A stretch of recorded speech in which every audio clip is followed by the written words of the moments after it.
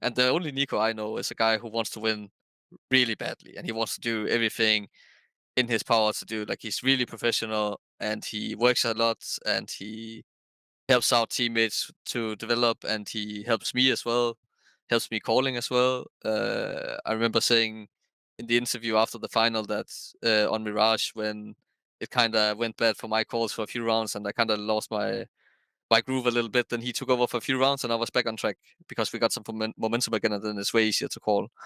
Add some fun to your space with Xtrfy, designed in Sweden with focus on quality products built on experience. You're looking at Project 4, their 4th generation of products with super cool colorways to stand out, with matching sets to satisfy with a solid B4 bungee, lightweight ergonomic M4 mouse, the K4 keyboard is fantastic, all of which are performance focused, and finish it off with colorful GP4 mouse mats that are bold in design and smooth on the surface. The retro theme in particular has got the feels. Complete your setup with Xtrfy. No regrets, guaranteed.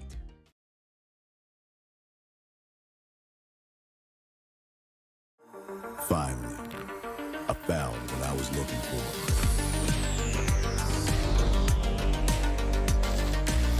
Now that my search is over, it's gonna be a tough choice.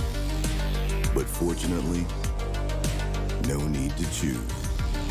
When you can just have them all.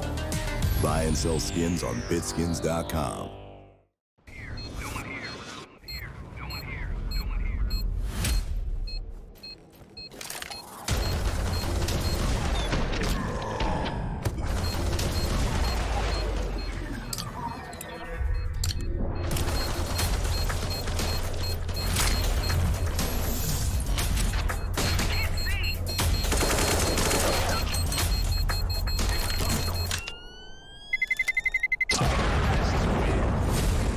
n1bet, your bet, your game.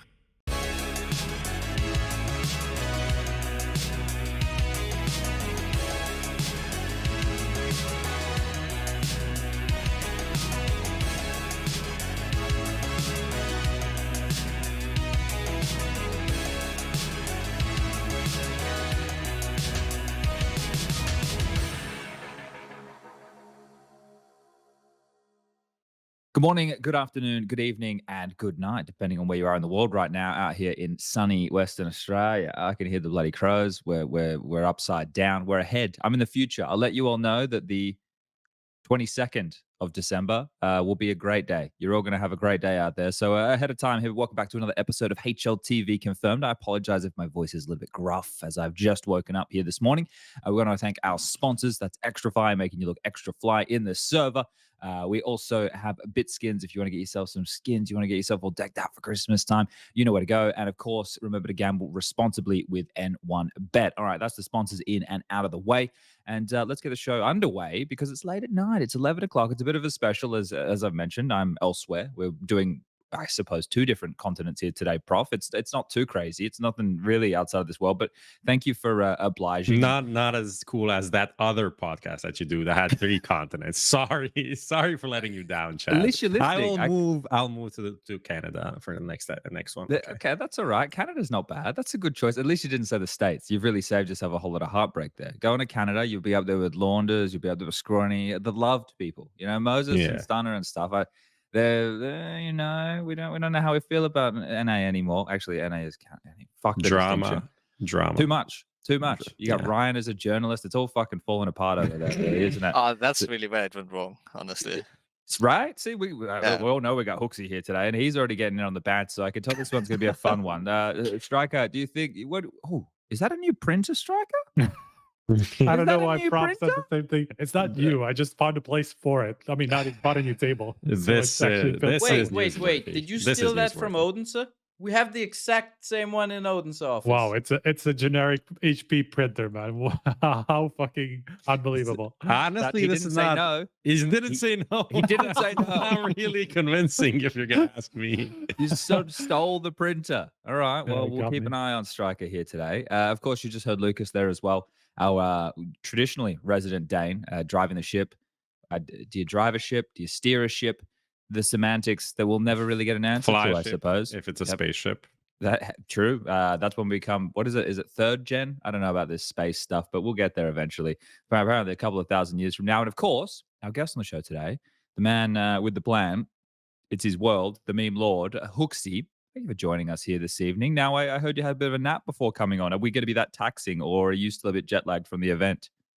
I think it's just everything that's a bit exhausting at the moment. Like coming home, honestly, had some tough family stuff that I had to go through as well, and then yeah, I just spilled over until today, where I had to go see some other family, and then uh, yeah, I Yeah. didn't sleep too much in Abu Dhabi, so I had some catching up to do.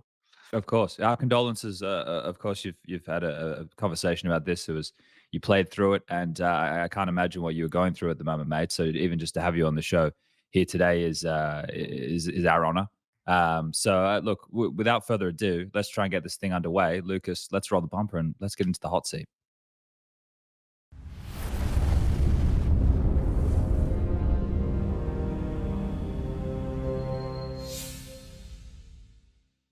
All right, we are back, and I'm going to say, HooXi, over the last 6 months, you're probably the most spoken about Counter Strike player. Do you think that's the case? Do you think you've probably been the most spoken about, for right or wrong, right? The most spoken about Counter Strike player? Uh, I guess I'm up there, but I don't know if I'm the most spoken about. I feel like there's still a simple Top as five. I Top who, five. I guess Well, at least okay. like that's one top list I can get into. Well, you definitely had a lot of traction, a lot of mentions going on, right? You may be Simple up there. I think you and Simple, the 1 and 2. The Zywo, he hasn't had as much shine recently. He had a little bit of a resurgence, and then we've dipped off again towards the end of the year. I But guess in EPL he was talked about for that's his true. insane performance. But yeah, That's true. He had one event. He got one. But you had a whole 6 months. You had all the memes. You had some fun critique. You had China apparently turning you into their number one fan. I mm, who I was reading into all this stuff. I fucking loved it. I'm on broadcast. You get a good round. We're reading this shit. It's like it's great. It was great fun for a while there. But it's yeah. was an interesting type of fanfare. Was it anything you were ever expecting? Uh, no, not in the way it played out. Like the whole Giga Chat meme kind of kickstarted it off, right? So, but no, definitely not. I didn't expect to get this much attention playing on a roster with the NiKos of the world, Hunter, all these star names. I thought I would try to hide a bit in the shadows if I could, but It definitely showed the power of G2 though, didn't it? Right? Like not only of course like the lore around you and everything, but in terms of G2 being a massive brand, I think it really put the spotlight on these big brands and just how much power they have to be able to throw people into these type of positions because of the fan bases they already have. Because you're right, you're talking about players like NiKo and stuff in the team, and then m0NESY as well. He's going to have a lot behind him, and then you walk in, and it's like, holy shit! Everyone has to look up to you, and that kind of hype around it. Was it ever like a conversation in the team? Was it ever like, hey guys, this is getting a little bit out of control, or did it all just exist? we never talked about it getting out of control. But I think there was, I don't know, every single day for at least the first 2 weeks, it was just Giga chats in our WhatsApp chat. So that was kind of funny, but yeah, no, nothing special. Like we didn't really talk too much about it. It was just like, "Are you okay with it?" And I was like, "Yeah, sure, nothing crazy." So yeah, Handled it all like a good. pro. How quickly did that all come about? Because I remember, I mean, a lot of it came from like the interview that you did that we did together at the blast groups, because that was kind of like the first time that you said something stupid I on kind of record. said it. I set it up pretty good, no? I think that's the thing. Like, just because you embraced it so much, I think that's why it just got so much traction, immediately. But I was like looking Mm, at even through something like your Twitter followers. I don't think I've ever seen anybody rise this high from kind of like relative obscurity. Obviously you had maybe like a couple of thousand or something. Copenhagen Flames, obviously, people knew who you were, but like didn't really know who you are, if you mm, know what I mean. But suddenly, like, it just blew up, immediately. yeah. Oh, it was crazy. Also, I think I got told from my media people in G2 that helped me set up my social media account in the Chinese media section that I was trending more than Faker at some point even. Whoa, And I was okay. just like, for me, I played League of Legends when I was a bit younger, like for fun and stuff. And Faker is the ultimate god, like he's just as insane as simple as in CS:GO, right? So when I heard that, and I was like, you know, on his home turf, I was trending more than him. I was like, okay, damn, G2 has some reach. But That's pretty cool. Yeah, that's really cool. Look, let's do a little bit of a history lesson, maybe for some of our viewers who are the uninitiated or people who are going to be listening to this a little bit later down the line. You were in Copenhagen Flames, right? We had the major success with the team, the full Danish roster, and then the team kind of got picked apart. Players got taken here, there, and everywhere. And then you made your way onto G2 to be the in-game leader. Now, Prof Striker, do we want to do too much ancient history? I know it's not even really ancient history at this point with how quick it's all happened, or do we just want to get straight into the G2 stuff? Because there are some I interesting points in the mean, Copenhagen Flames journey. yeah, I was actually going to ask about one thing, just in general, about what made Copenhagen Flames so good. Because it was kind of like a ragtag of players that had some history, but not a lot. Basically everybody was like that was their biggest team. Up until this point, essentially. So how does this do you go from basically nowhere, to suddenly almost making the major of the playoffs of the major, and then actually making the playoffs? Well, it all starts by finding the right pieces, right? And you can see where everybody from the lineup is now. It's not like we, like two people went to good teams and three people we don't see anymore, right? Everybody is getting their fair share of spotlight, right? Um, but I think it was a lot of things like our coach Bobo is really good at making teams work and developing people, not only as players but actually as human beings as well. So I think we had a really good synergy in the team. Then me and Roy, we played together 3 times. I think we played together in Copenhagen Flames the first time I was there. We played in Bad Lions and then in Flames again. So we were on the same page already from the get go. And then it was just about basically teaching the 3 young boys how we wanted to do things, and they seemed to fit in perfectly, like pretty fast. It was just about time before we actually made some results and got some confidence. Why do you think some of that talent didn't get picked apart earlier? Like we've been kind of criticizing Astralis for this a lot because there was so much talent that was available, but then they never really grabbed onto it. Do you think you guys just flew under the radar, or what happened there? Oh, I have no idea. I can't tell you. Like, thanks Astralis, I guess. I think it's crazy that people kind of wrote off Roy so fast because he didn't really get the shine in Mad Lions because of Bufsky and sjuush, and like everybody on the team was good as well, right? So um, I think it's mostly because of that, and then also I will just be honest, like people had some offers that most people would probably say yes to, but they denied it to stay with the team. So also a lot of kudos to that, because I feel like in this industry it's just easy, to go to the next team and think that the grass is greener on the other side, right? So that was also a huge thing. But Yeah, it worked out for everybody, no? Yeah, for sure. and just like context for that team, like Copenhagen Flames is not an org that like pays a lot of salary or whatever, even though it's a decent org to be in. But if Astralis comes knocking, which apparently didn't, you'd want to leave because you get like 4 times the salary, probably If not easily. more. Yeah. Right. Way more. Yeah. Way more. So being in Copenhagen Flames, you really like have to believe in the team. Otherwise, it doesn't make sense for you to stick around, right? But then you qualify for a major, and then you make up the difference quite easily if you don't go to a team that is going to make a major as well, right? Yeah, obviously. Sorry to cut you off, but No, you're right.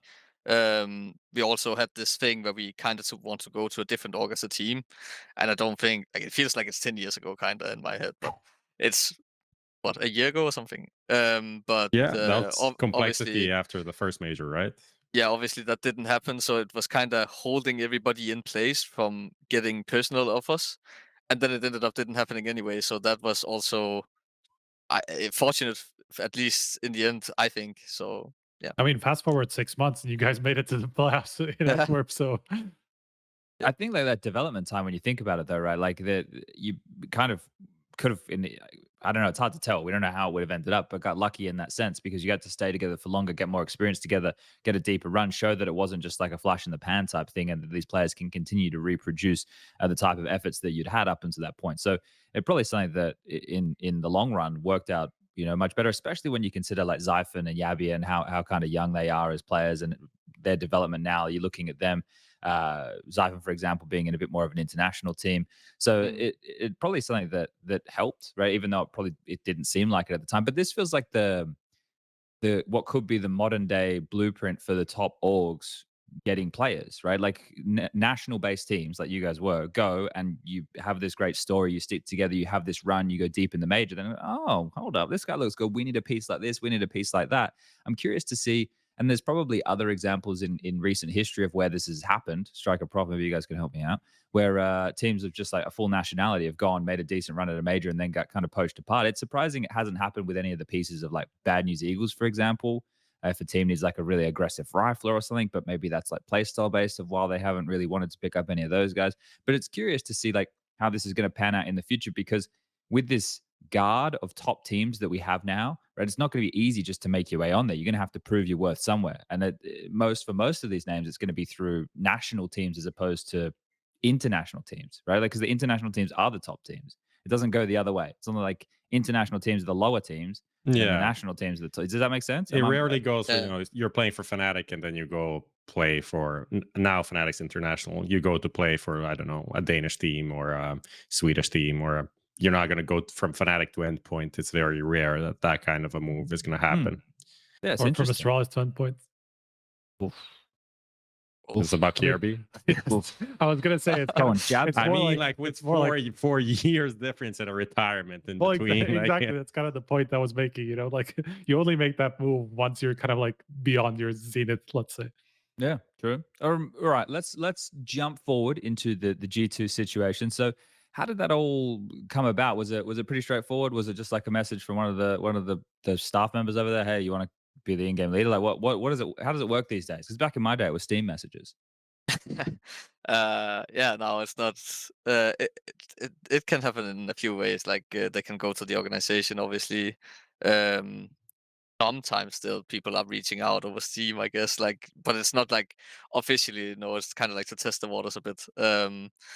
But in this situation, I think it was just they showed some interest to the organization, and obviously the organization didn't even have to ask me if I was interested, because of course I'm interested, right? So yeah, it was not anything crazy. It was pretty straightforward, and the only thing that I guess was a bit special was that it was a bit fast. Maybe that's it. Well, that's the thing, right? It did all seem to come together quite quick, and I guess this is in the middle of the year when you have only a couple of weeks. You want to try and get it sorted in the first few weeks, as opposed to the last few weeks of that break. So at least you can start getting things back underway. So, in terms of when we started to hear about it as the community and it got announced, from when you first got approached, what was the time frame on that? Are we talking like the span of 2 weeks? Is it as quick as that? It was quicker than that. Really? I think Fucking so. Like hell. I, it's hard for me to remember. I think that I got approached like one time, and then we kind of just didn't talk about it for a few days, and then it kind of got back on the table, and then um, yeah, I think I got my contract sorted out in end of like 1.5 days maybe. Wow. And then after that, the only thing that took some time was G2 and Austin being really slow about announcing it. So yeah, Okay. that's that. Austin catching some shade. What is his title now? Social media, social content head, Lead or something. Yeah. yeah, something. But he's doing some good stuff, especially the bit on HLTV Confirmed by HooXi. Thank you for that one. We've had some good content coming through, really. Like, this is one of the, obviously it's one of the G2's. Well, that's probably a later question, but fuck it, let's get into it now. How often do they have you tied to doing fucking media, mate? Because G2 seem like one of the orgs that actually use their players in that facet really well, right? Comparatively, when you look at a lot of the other top orgs, they're not really doing the same stuff with their players. Is it taxing? Is it fun? Is it actually enjoyable? Do they make it good for you? Is it a bit of both? I think it depends on the person. I definitely have some teammates that doesn't enjoy it as much as me. So sometimes there's a bit of complaints, but I think well, it's a part of the job, right? And at the same time, the only thing that is annoying for me is the traveling. Like I'm not a huge fan of flying or anything. So if we could just like do it in my bedroom, I would be fine with it. Doing it like every other day, it's whatever. But obviously we have to go to Germany to do the most media stuff. So, but that's the only thing. I don't really care if they throw me in, um, with some sand in the office and some fucking sunglasses and whatever they did to troll us for not coming to Rio. But Ah, shit. yeah, it is what it Yeah. is. Yeah, look, The I salt in guess. the wind. Do you get Yeah. much input on the skits, or do they just go, "Hey, it's just you're fucking doing this"? Like, do you actually get much input on that kind of fun stuff? Well, they said that we would, and then I came up with a really good idea, and then we didn't do it. So I don't know. Oh, What probably was said it? it was What was it? budgetary. We yeah. No, my idea was because I like spicy food. Was to do a concept idea of I don't know. Do you know this thing with like I think it's called Hot Ones or something, Yeah, where you yeah, try yeah. Yeah. the spicy sauces like from very little to like crazy spicy. And I wanted to do that with one of my teammates just for fun, but we never did it. So maybe in the future, who knows? Well, if we Um, get it going for in the future, surely they can get it going. If Just not, we'll make it don't an do the ESL bomb. piece of content. Just Not too don't many do the Danes like. bomb. Oh No, yeah. Don't do I the heard it's bomb. bad. I did it. I I heard did it's it on this podcast. Actually, it was not fun. Oof. it was amazing. I love that. That was a good vibe. We need to How get a new bet going on the show to make it spicy. Wasn't there one between who was it between Pimp and Crony? Connor? Yeah. What was that about? They're just talking shit, and I was like, maybe you should make a bet on this. Maybe you should 500 euros, 1,000 euros, and Pimp, of course, Pimp. He's not gonna back down. And Scrawny now with all this fantasy knowledge, feeling like he's like the king of the world, knows everything. So they went into to bet 500 euros on Mouse being a top 8 team by the player break. So at the player I guess break, Scrawny was for Scrawny Mouse. was for Mouse and Pimp Yep. was against Mouse. Okay. So top 8 team, like team. did they just reach the top 8? Or? At that date, like first update after when we enter the player break, that's the date. Everything That's else not a does good not bet matter. by Pimp. That is yeah. That's not a great bet, is it? Top 8 really? is like very reachable. I don't know. Yeah, He's playing but with house I mean, money they are anyways. 7th He's down. playing with my money. So he's still got 500 to spare from what I gave him earlier in the year. You spent yours yet, Striker? Yeah, actually, I did. yeah, What on, did you- on the printer. Or? That No, he stole that. True. he Played brought the fee to get it he out of the bought country. a printer. He bought a printer and now prints money with it. Mhm. That's a Giga Chad mentality there. I didn't Okay, want to alright. make a big deal out of it, but I donated it to Ukraine. Oh, really? Okay. Yeah. Well, there you go. So you used it for a good cause. Yeah, fair enough. All right. Wait. We're talking about G2. That's what we're here to do today. Okay. So you join the team. It happens all very, very quickly. You find out who the roster is going to be. Did you know, like, the 4 before, or was Justin decided at that point when you were signed? How did that go? Yeah. Were they like, yeah, we're getting JKS? Oh, I was the final piece in that whole thing. Justin was locked in at that point, I think. So yeah, I pretty much knew everything. Okay, so you look at the team. You're coming into the trio of NiKo, Hunter, and m0NESY. Is that like a daunting task, knowing how big these personalities are and how they're revered in the community, and they obviously have a bit of history around them? Like Alexi didn't last very long, and the constant cycle of players coming through. Was that a task that you considered? Oh shit, I might not be here for very long if things don't go well. Like usually I don't really have a picture of people before I get to know them and actually meet them myself. So I was like, probably the whole thing with NiKo and like killing IGLs and kicking them after 6 months is all bullshit. And it ended up, at least from my point of view, maybe he developed as well as a person, and he actually was like tough to work with before, but now he is literally one of the best teammates I ever had. So yeah, that's definitely not true about him. Yeah, fuck you, NiKo haters. Look at that. That's from HooXi. One of the best teammates he's ever had. You don't get higher praise than that, really, when you talk about in-game leader, because you know who your hard workers are. You know the Or people that you maybe can turn he's to. just right here pointing a gun at you can see outside the frame. Who knows? He's probably behind that black curtain you have. Shit. Yes, here we go again. Okay, all right. So I think one of the things you said there, everybody should take that into their entire lives. Try not to judge people based on what they've heard about them. Meet them themselves. themselves and they made their own. That's a great life lesson right there. Life lessons with HooXi, right? And we got memes with HooXi, life lessons with HooXi. So we're covering a lot of That's a bases here content today. idea for G2 as well, yeah? Giving them out for free right now. Okay. So you come into the team, you know who it's going to be. One of the things that I always was looking at with this roster was trying to look at like similarities for the players to what you had in Copenhagen Flames, like m0NESY being quite a like aggressive flicky AWPer. I look at like NiKo does. He was kind of the same type of guy. So did you see like similarities in how you could use these pieces and not have to come up with an entirely new approach to the game? Or was it something where it was like, these are different players, different people. I have to kind of see what they all have to offer?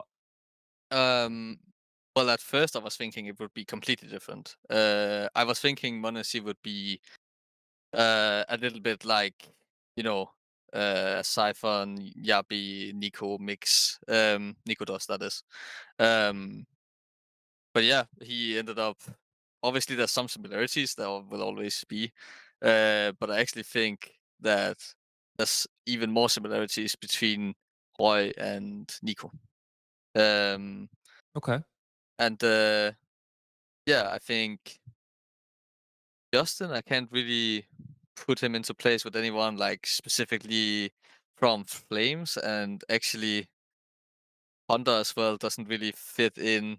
So in that sense, it's a bit different from the Flames lineup. But then again, it is a completely different team and completely different culture. So it would be weird if it was the exact same, right? For sure. Are we gonna ask about specific players? Is this the part where we ask about specific Yeah, players? why not? Yeah, why not? Let's dive in. Let's talk about m0NESY then, because like Yeah. a big narrative since you joined was like his increase in form. Like he's obviously been good the whole year as from Katowice, whatever, but there's a significant increase in his performance like since you came into the team.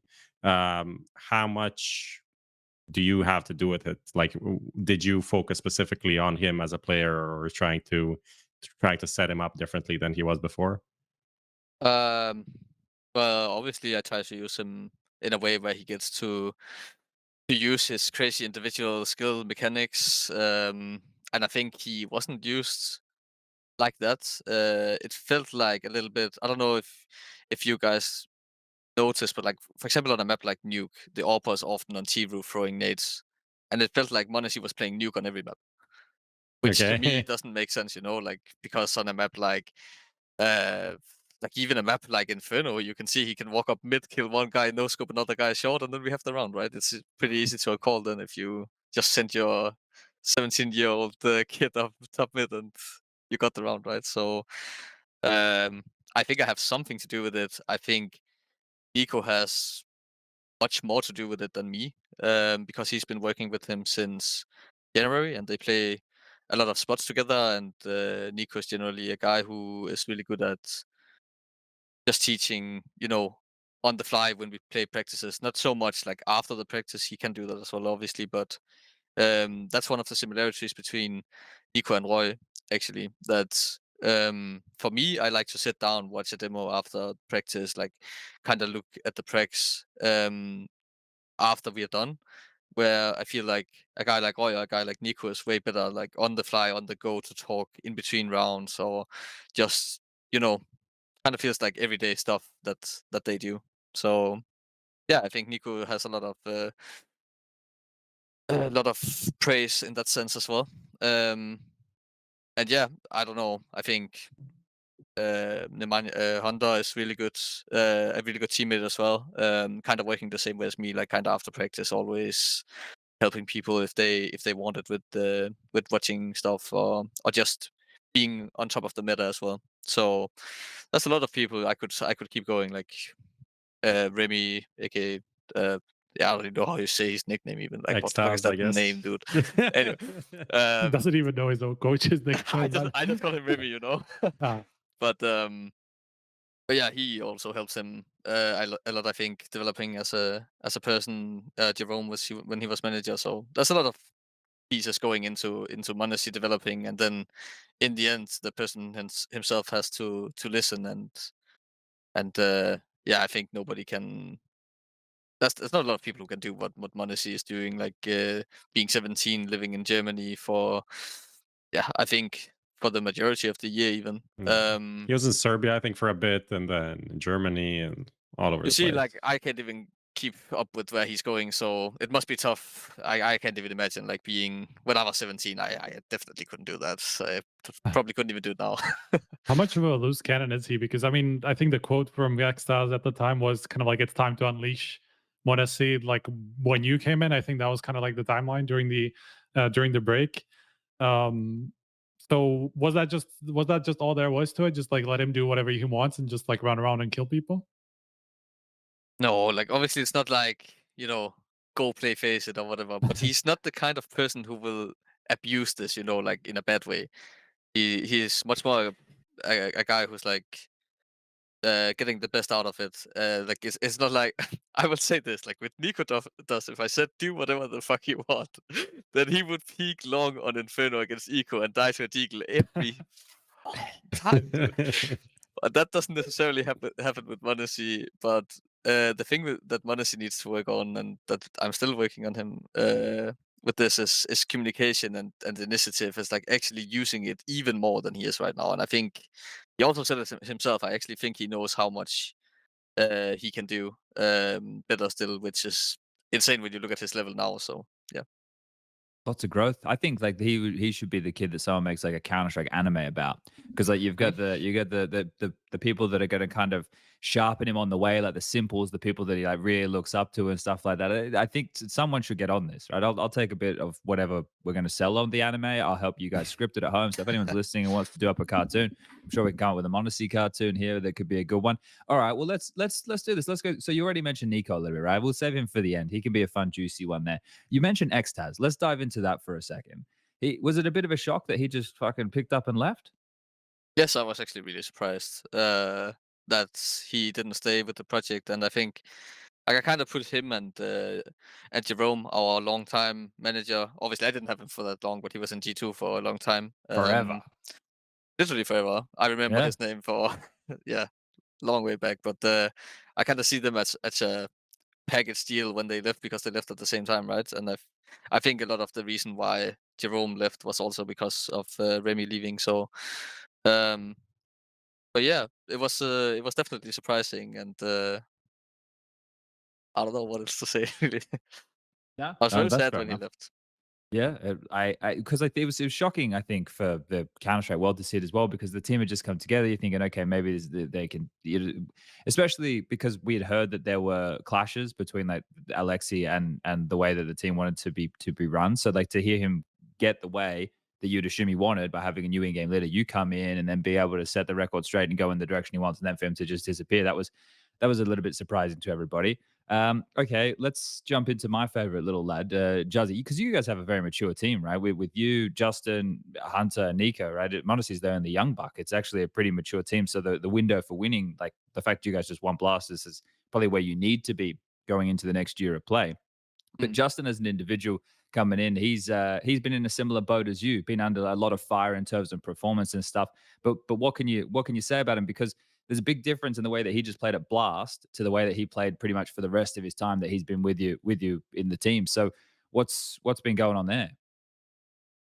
I think I definitely have some fault in him not performing the way he did here in the last tournament the whole time, because I think I come from a team in Flames where there's me and Roy, we are the old guys, and then there's the three younger guys, and that's kind of where my focus is. So naturally for me, it was easier to focus on m0NESY in the start because he's the young guy, as you said, and I'm just thinking to myself, like Justin, he is, a veteran in a way, and he will pick up his slack by himself. Like he will figure it out. No way he will need help. And then after some time, I realized like you can't just throw a guy like under the bus like that. Like, of course, he will need help understanding the way I want to play, no matter how experienced he is. Like, we need to talk more about CS. We need to spend more time in general just talking about the game and about what I need from him, where his responsibilities are, and I think the way I want to play the game is not something he's used to at all. So I think there was also a big transition for him in a way, and yeah, I think he stepped up massively and also helped me develop. Like my individual level was not the best at this tournament, but it was good enough, right? And Justin has some credit in there as well. He put me on kind of a training program, JKS training program, I Oh, guess. really? Yeah. What's the secret? What's the resume? uh, I don't know if I should tell you. Like maybe you can make some money on it or something. No, it's just like it's nothing crazy, but it's just like he's kind of keeping me in check, like play some DM, play some pucks, more focus a bit more on myself, some custom maps, and just doing it consistently every day, and actually maybe prioritizing the half an hour of DM compared to watching Another uh half an hour of a yeah, demo, right? or like a prep from the same day to figure out mistakes from a team's perspective. So Does he yeah, check in every day? It's like, hey, what? How many Is there a bots today? spreadsheet? Question mark. no, Yeah. there's no spreadsheet anything though. But I think like if I didn't perform well, or like if I didn't come to him myself and say, "Are you proud of me?" then I think he would come to me and say, "Did you do your thing?"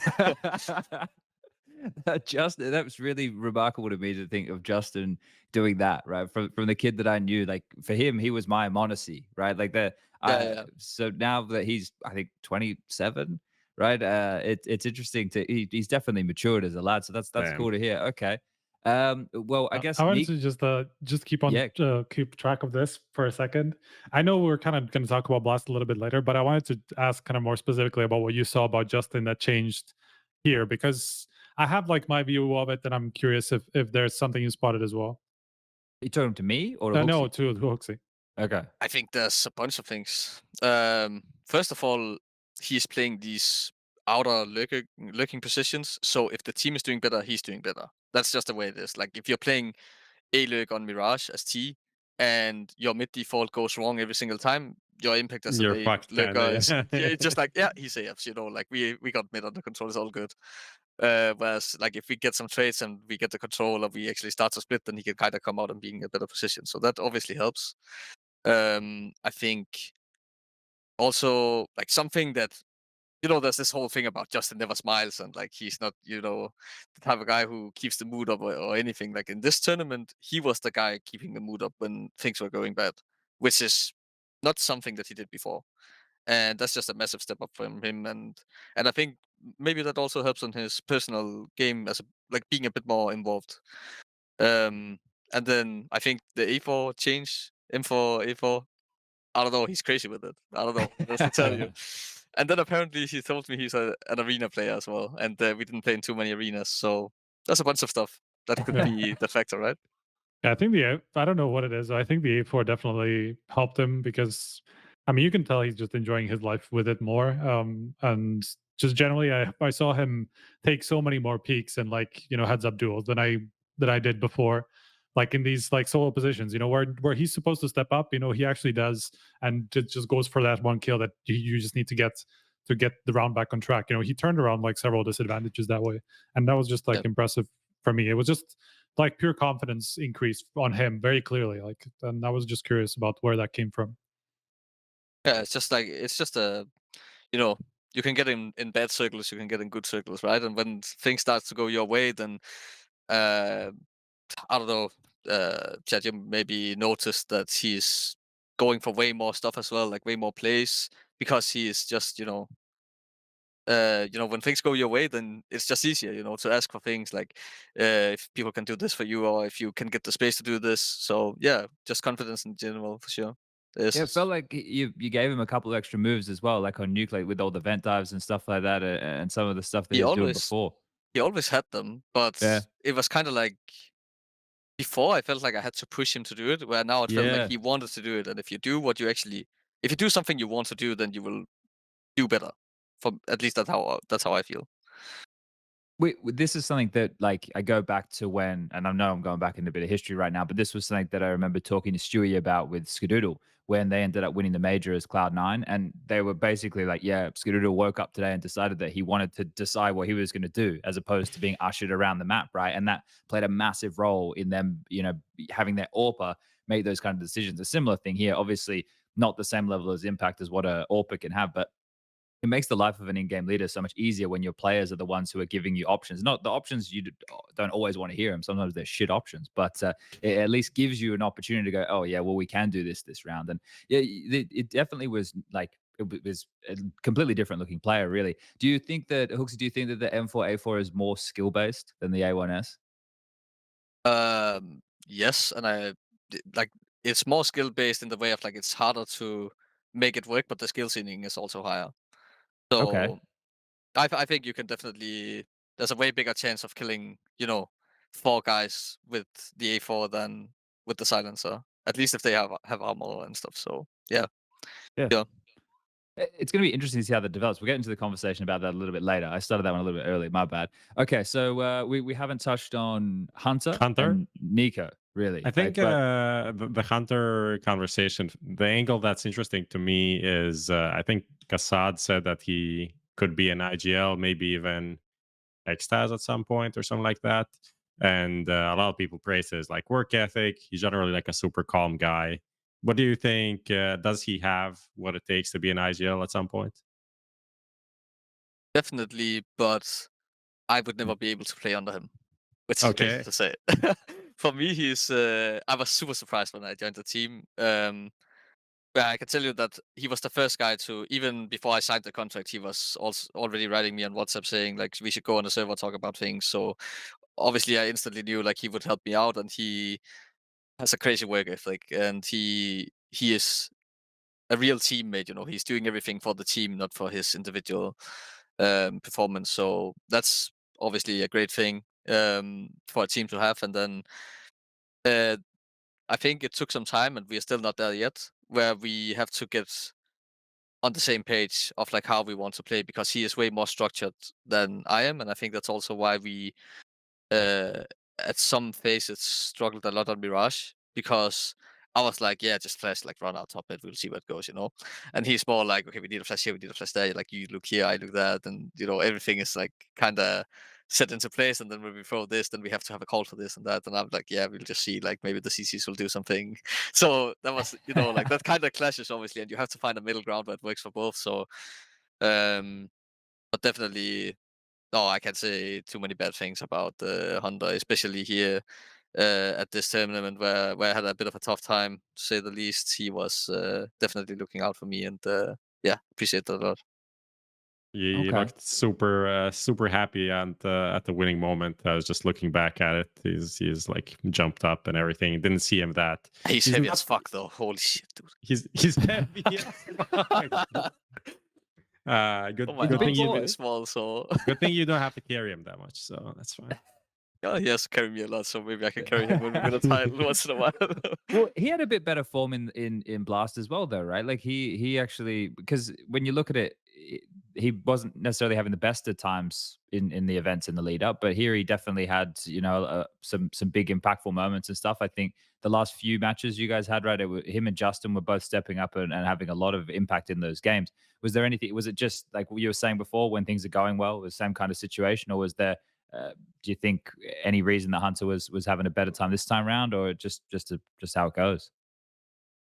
Uh, Again, like you can't really pinpoint one thing that where it goes right and wrong. I think that we got this a bit of a stronger bond this tournament that actually made people sacrifice a bit more for each other in game, and maybe he was sacrificing a bit before, where now um maybe somebody sacrificed a bit more for him, and then that obviously helps. I think that some confidence was going his way again, always helps. And then yeah, I don't know, we, especially on a map like Inferno, for example, we had some trouble on the map, because me and Nico, we are obviously talking a lot, and we are playing on the same side together. So the other three are playing on the other side, and that's kind of where Honda is taking over.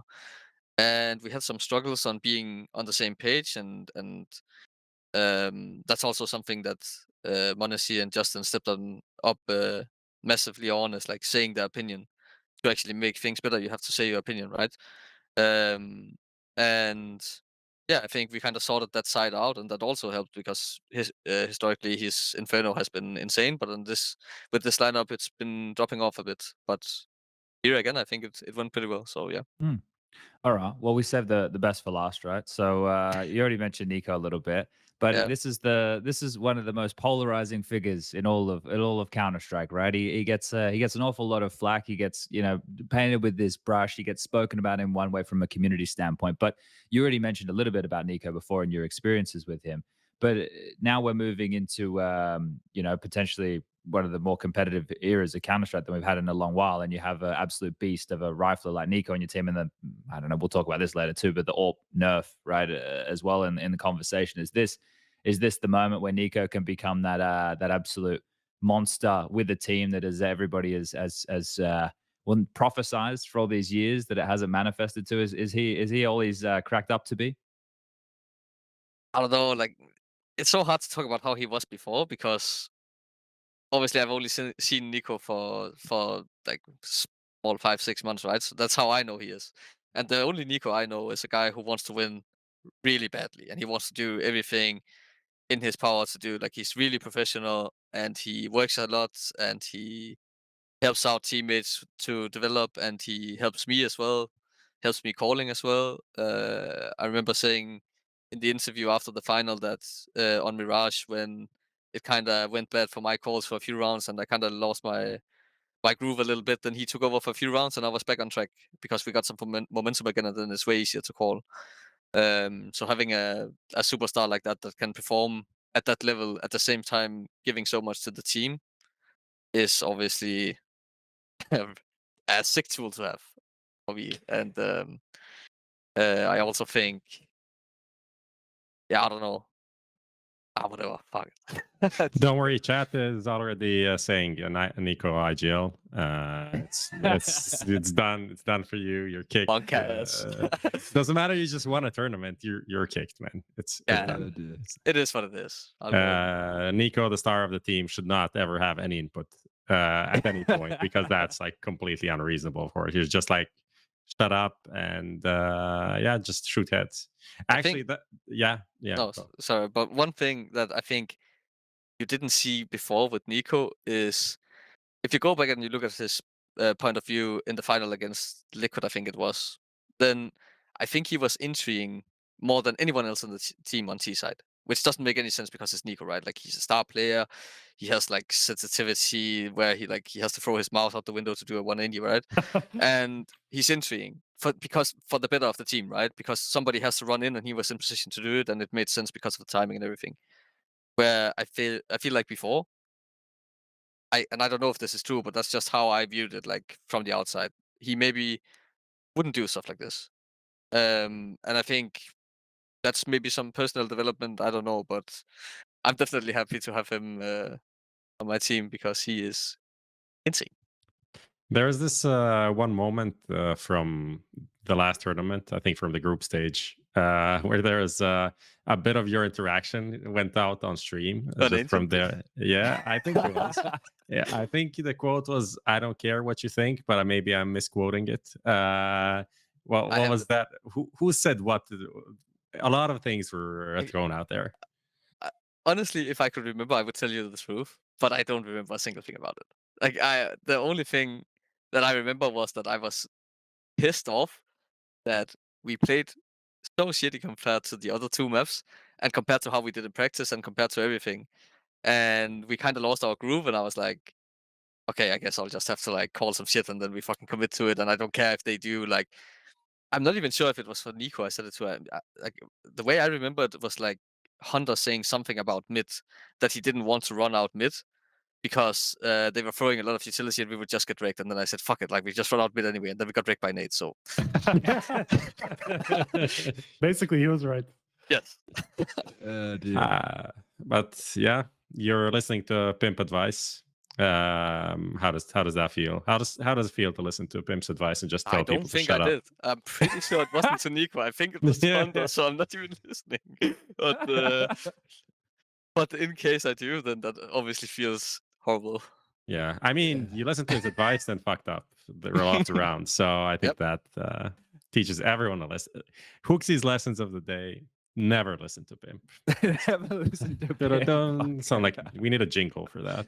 We're gonna set up a whole segment. Okay, all right, all right, all right. Where are we at? We've covered every. Well, we haven't spoken about Edward or Swanee really, but I think maybe if we get some more time down the track, we can dive back in. Unless you want to talk about them, you're more than welcome to. It's just we've gone through everybody when they graduated school, their blood type. So we've Yeah. we've gone nice and deep there. We got lots to talk about still. So I don't know how we're going to manage all this. It's getting late for you boys already, and the sun's getting further and further up for me. So uh, well, we know that the lead-in of events for G2. So you come out the player break. The first event was the blast groups, right? So you get your exhibition matches in. You get to play against Vitality twice. You win one, you lose one, but you get through to the four finals. That seems like it's okay, but it doesn't get framed that way, right? Could help me here, Prophet Striker, because I got to go back in the Wayback Time Machine here. Even Oh. though they did the job and made it to the full finals, it felt like a negative critique of G2, didn't it? At the time, I Mm, mean, from the groups or? from the groups, that's yeah, so it far. felt But negative. I think the problem there was like Vitality had overall a better score at the tournament in terms of like won versus lost maps, but they lost some like BO3s or like the wrong BO3 because of the weird blast format, and that's why people are like, yeah, even though GG2 went through, it didn't really look that convincing compared to like some other teams, essentially. I'm pretty sure we lost 2 matches and no, we lost 3 matches and won 2. Yeah, And still went through. Yeah, And that's still right. went through. Yeah, it doesn't like for me it didn't really make any sense, and I also think like that group stage or tournament or whatever you want to call it, that was mostly for social media purposes, so we could create the GigaChat meme. okay. Hmm. Okay, so we had Blast, then we went into EPL and everything. So you did the job at Blast, but probably not majorly content. But you'd only had what, like a couple weeks of practice at that point, Yeah, there right? was no expectations at all from our side. And then after that, it went into EPL where everything went fantastic, at least as far as the group stage went, right? You guys went undefeated in the group stage. You didn't drop a single map. Is that like the first team to ever do that, Yep. right? So like that must have felt pretty good. It must have felt like things were clicking already, right? Was that like setting you up for a bit of a fall, do you feel? I don't think the success set us up for a fall. I think our own mentality, the way we thought about the 2 different tournaments, like the coming tournament obviously being the RMR. I don't want to get ahead of your whole schedule thing here, but like it kind of goes hand in hand because both tournaments are right after each other, and um, our whole mentality for the EPL thing was like we were hungry to get through the groups because G2 apparently couldn't get through before. I don't know how, and then um, yeah, suddenly we were hungry to get through, and everything just clicked, and it was nice, and there was no expectations really. Like we were just kind of happy to be there and progress and see where we were going with the team, and then next tournament is RMR, and it's completely 180 turn from EPL because in this thing, like we have to win, we have to qualify. Like there's nothing else on the line that we have to win. There's no question. And then all of a sudden, instead of like going out there doing your normal thing from practice, like not being scared of anything, it feels like every single time you make a move, it's about life and death, and it doesn't make any sense to think that way. And I think that was the biggest issue for us. Like obviously that leads to problems in game, but I think that was the biggest problem for sure. I think like that watching the games, and I think I was even commentating that one win match. I'm pretty sure I was commentating that one win That match. was horrible. Yeah, I had a hard time commentating that one win match. It was difficult to watch. Like it felt like there was, like you're saying here, there was just no confidence in any of the decisions that were being made. It felt like there was doubt on like everything that was being done. It just looked it didn't look like you guys. It's the classic cliche, right? You're playing you're not playing to win. You're playing not to lose, right? And Mm. that's what it looked like for you guys at that event. And that's where I guess that it all came crumbling down because that loss that for we know what it means for like an org like Astralis or an org like G2, like that being in the majors and obviously the sticker money and the exposure and everything like that, it's massive. It's almost an expectation of these orgs to have their teams get into these events time and time again. Was that more of the application of the pressure? Did it come from the stature of the team, or did it come because hey, we have such sick players that how the fuck can we not get past this team, right? How the fuck how are we losing to Gamer Legion, or how are we losing to one win? Like was it more external pressure, or was it more like the fact that Yeah, I don't know which one it was. Can you pinpoint it, or was it It just was that? no, it was honestly everything. Like Yeah. it was pressure from inside the team. Like for the other teams, obviously we had some goals, but it was not like if we don't reach them, you know, we're fucked in a way. But this one, it felt like okay, if we don't reach this, then I don't know. We have to think about like changes in the team already, even though it's like 3 months into the project or something, right? Because it's just such a huge failure. And then it obviously does a huge pressure from the outside because we're G2 and we have, you know, a lot of fans and yeah, just have to perform, right? And then um yeah, I just think like pressure from ourselves as well. Just the way we think as individuals. I think everybody thought like cannot fail this. And then for me, like this is the first time ever I actually felt nervous before a game. I never feel nervous ever. But for this one, it was actually getting over my head.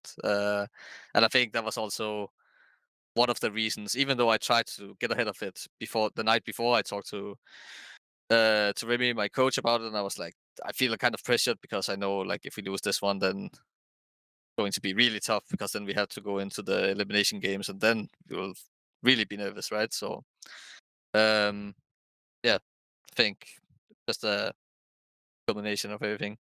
Mm, okay. Boys, you got anything here, or should we jump forward until? Well, I don't know. We've kind of covered off everything. We're going to talk about more Blast stuff later, so Blast we can still stuff. talk about Blast later when we get there. Yeah, And I get a think bit more insight from the man on the ground. maybe this is where we plug in kind of the mental aspect of the game and working with Edward, who you guys brought in, I guess, after the RMR loss, right? Not qualifying for the major, if I'm correct. Yes, you Hasn't are been there for correct. long, right? Yeah. Yeah. Yeah. So did that like if you had him at the RMR, do you think the results would be different? Um Not if we have had him at the RMR, but if maybe Yeah, if we worked in the with him lead up, before, right? yeah, like if Yeah. we worked with him from the start of the lineup, then who knows? Maybe he would have made the difference. It's tough to tell. Like I think I learned a lot from the experience itself. Um, but yeah, I'm actually not like obviously I would like to qualify for major, right? But I'm actually not that sad in a way because I think that lesson is more valuable than sticker money and honestly, we were not there yet to win the tournament anyway, so That was you the know, worst major ever anime, mate. So it's probably a good thing you decided to pick that one if you're reading the internet. So you did yourself a favor. You didn't realize it. I guess. Where the SPUNJ ESL shell column. I am real worst major ever. I'm writing your headlines, guys. Yeah. Take I it. wasn't being facetious there whatsoever. I mean, Now yeah. you'll never understand, Prof. I mean, in a Come way, on, man. I want to know what it means. because the thing was so weirdly uncompetitive or competitive. That's why maybe you actually had a chance to do something if you qualified, right? Maybe things would be different, but that would only hard to be tell. if you qualified. Because if you can't qualify for the major, I guess you can't win it. That's kind of how guess. things work, you know. Yeah, what a shitty system. I don't know. It's kind of unreal. But how did the team? What the fuck did you do while the major was going on? Did you practice? Was there teams to practice? Did you take time off and just like let's forget about everything? Like I was just locked up like in a room, dark room, just looking at the ground the whole time, thinking about my life, what to do with it. No, I don't know. Like we took a break after Yamaha, and honestly, it was really tough for everyone. I think kind of decided to just get away from the game a little bit to reset, and then came back together, saw each other in person in Berlin. I think everyone besides m0NESY, he was back home, I think. And then obviously, just before we went to Berlin, we got the news that we would have to look for a coach as well and new manager. So yeah, Two key components of a team just fucking gone. it's fine. I know it's probably not something that you can say, but at least has there been any sort of indication? I mean, I know that it was said that Swanee would stay at least until the end of the year, but is there any sort of indication that you have somebody on the horizon? well, honestly, we focused on the tournament. I came home, focused on the family a bit. Now I'm here. Haven't done anything, honestly. So it's not even that I don't want to tell you, but honestly, we haven't got to that yet. So maybe in between Christmas and New Year, I will get closer and get some more information. But for now, I'm all good with Jan Müller, aka Swanee. So yeah. Okay. All right. It'd be interesting to see, right? Because roster changes are already starting to happen. We've just seen. I woke up to the news that Essa tag's been benched. And then what else happened? Something else happened while I was sleeping. There was some other piece of news that I missed. I'll have Yeah. to. So tell Gage us, stopped playing. Yeah. The which one? Gage stopped playing. Oh yeah, his Retired. retirement, right? Yeah. Yeah. Well, who was he? Who was he even playing for most recently? I don't think it was. He wasn't playing for Was anybody, it was big? he? Oh Like yeah, it's 1 that's year right. ago, I think. He's been like Yeah. out for 1 year with like maybe some. I heard he was on some projects at some point, but maybe they fell through or something. I don't know. Probably an MSL project, really, if we're gonna be honest Honestly, about it. honestly, I think I heard something about it. I think it was like had some big name on it. Some big name on it. Big name on it. The big name on it. All right. Yeah, Oh, but it all right. didn't happen in the end. Okay. Well, look, let's just recount here where we're at right now. Do we want to jump into Skinionaire and get that done? Because we're approaching the first hour mark. Yeah. We're basically there. We can And do then talk Skinionaire about now. Blast or Yeah, or- yeah, let's do that. And then because we're obviously gonna get HooXi's opinion on like the other teams and everything that he saw, and we can also go down G2's kind of direction. Yeah. So let's do this. Let's get into Skinionaire. Lucas, are you ready? Click the link. Oh yeah, sorry, mate. Sorry, mate. It's really hard. I got to reach up to this TV unit, and it's like this seat is not comfortable at all. And I really didn't pick my accommodation here in Australia with podcasts in mind, did I? I kind of but fucked it up a all little bit in looks that regard. very like pink and rosy and like pastel colors, very like cottage core. I love it for you. Like What is feels- cottage core? That is cottage core. It's Okay. like it's exactly what you're looking at. That is what it is. You know the Instagram like mom aesthetics of like, you know, everything's okay. kind of brown and like woven materials and a bit of like blankets and shit like that. And some of that like dry flower thing. Yeah, I got plenty of that going on. Yeah, all of that. That's like All right. yeah. It's not very Christmassy in here, but yeah, all right, fair enough. All right, we're gonna get into Who Wants to Be a Skinionaire, brought to you by BitSkins. Just type BitSkins in chat right now if you want to enter the draw. Lucas said we just need a second, so we're gonna load up the questions here. HooXi, you know what you're doing here, right, man? You get multiple choice. There's 3 Pretty options. much.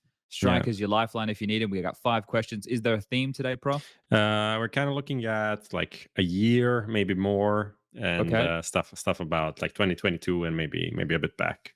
Okay, all right, cool. Yeah. So a loose theme here. Yeah, Recent history. yeah. Somewhat recent history. All right, Lucas, are you ready? Like a retrospective.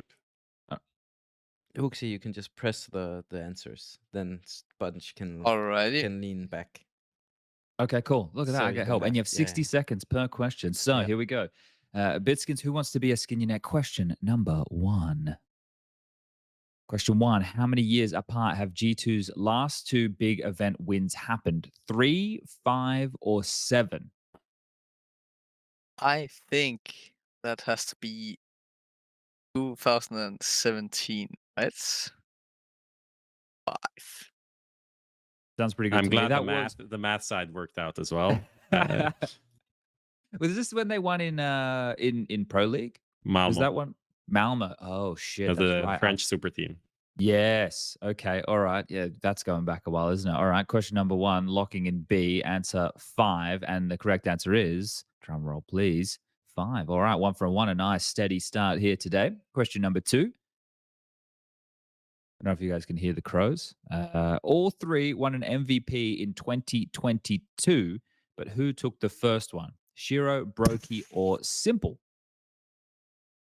Jesus Christ. The first one would have been Katowice, maybe. And if it's Katowice, then it has to be Brokey, right? Strike of the lifeline. I Are you going to think, give it any FaZe- assistance? FaZe was insane in the start of the year, right? So it has to be Brokey. What, I'll was go the, with que- the what, first was 6 the, months. what was the exact question again? All 3 won an MVP in 2022, but who took the first one? First one of 2022. Yeah. Hmm. And what were the options? Hero, Shiro, Brokey, or Simple. I mean, Brokey won Katowice, but was there something before? No, it has to be Brokey. I don't They feel like was it there has to like be Fun Brokey. Spark Ulti or some shit that Shiro won? I don't know if Oh, that happened shit. before. Oh, I don't know. shit. Anyway, go for If it. it happened, then it's fine. Oh shit! Did Prof get us with a trick question here already on question number 2? Kind of like I think it's snuck one in. Shiro. Snuck one in. I snuck one in, boys. Really? So, come on now, Prof. How can you be Let's doing this at go. question It was number fast 2? guilty, right? I just realized. Yes, it was. That took me a second. Fucking hell, man! What a rat, dude. I expected Striker to help out here, but he was just like AFK. He's zoned out. A little bit, yeah. I was zoned out. I didn't hear the question. All right, well, Sleeping on the job. We'll see if we can salvage this from question 3 onwards here. Maybe no more tricks. Let's see. All right, question number 3. Which of these teams hasn't been ranked number 1 in 2022? Cloud9, Vitality, or Outsiders?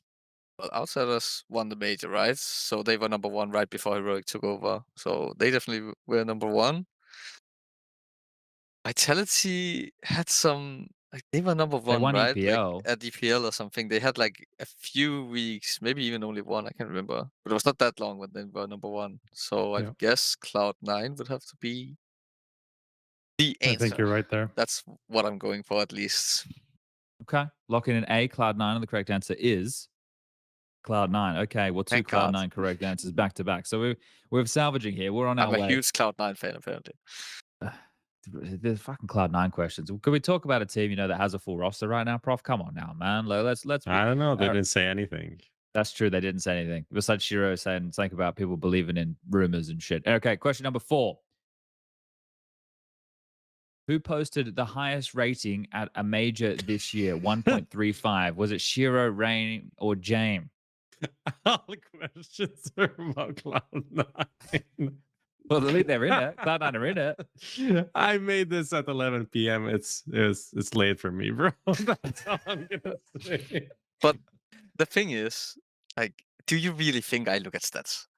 Like, me out of everyone, do you really think I look at stats? This is where you need I mean, to if you look at the best rated players, you're not gonna see your stats, so it's fine, I think. Yeah, Oh my but God. I don't see them guess- in front of me. What were the 3 options? Shiro, Rain, or James? 1.35 rating.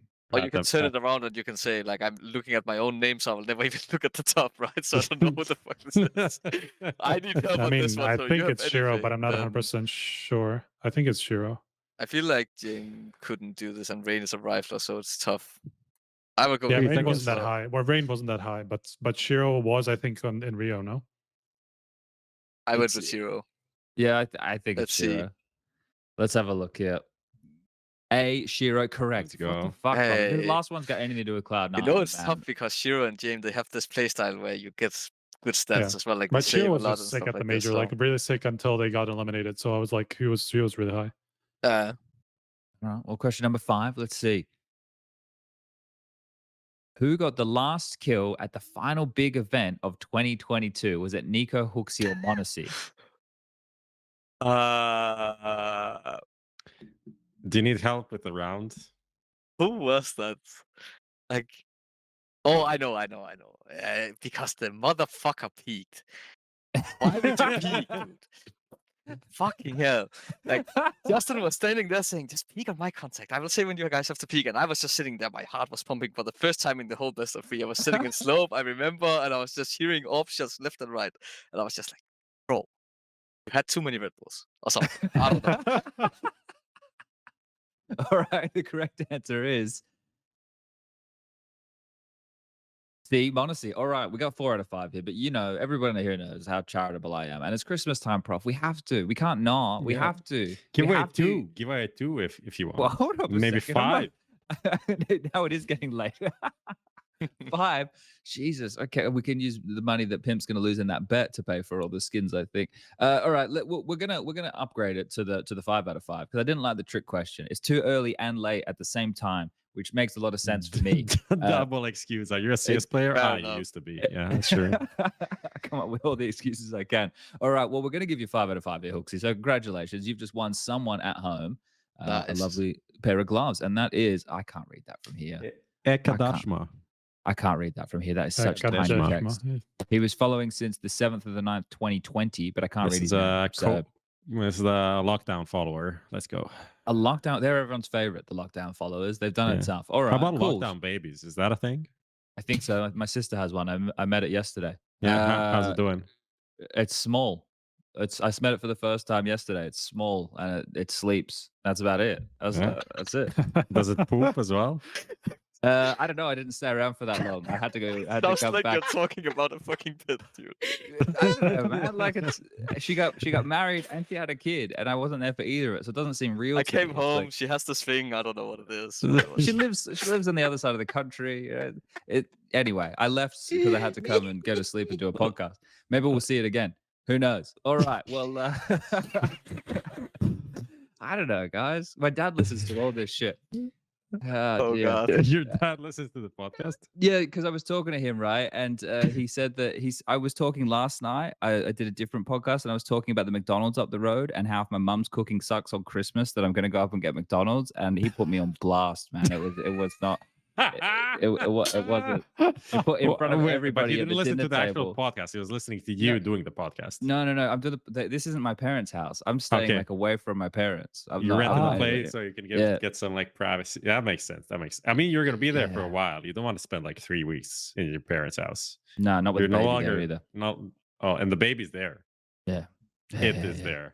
So we're here. It is So we're there. here now. Okay. All right. Fine. Let's run the ads and we'll come back and we'll start talking about Blast and the victory of G2 in a moment's time. Everybody get a drink some water, take a deep breath. We'll be right back. The Xtrfy M42 RGB, what a fun mouse with 5 colorways, lightweight frame at just 59 grams with the swappable backplate to suit your grip style, the sensor, the easy core, the smooth skates, and driverless control for RGB and DPI is why you should check out the M42 RGB down below.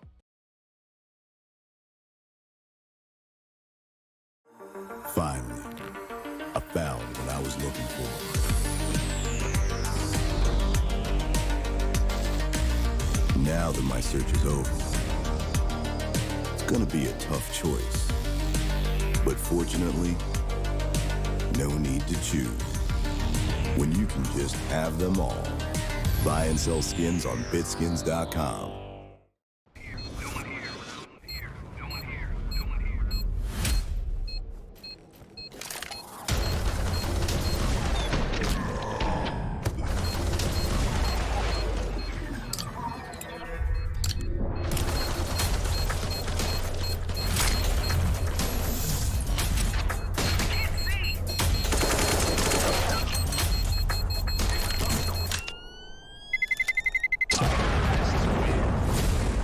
N1 Bet.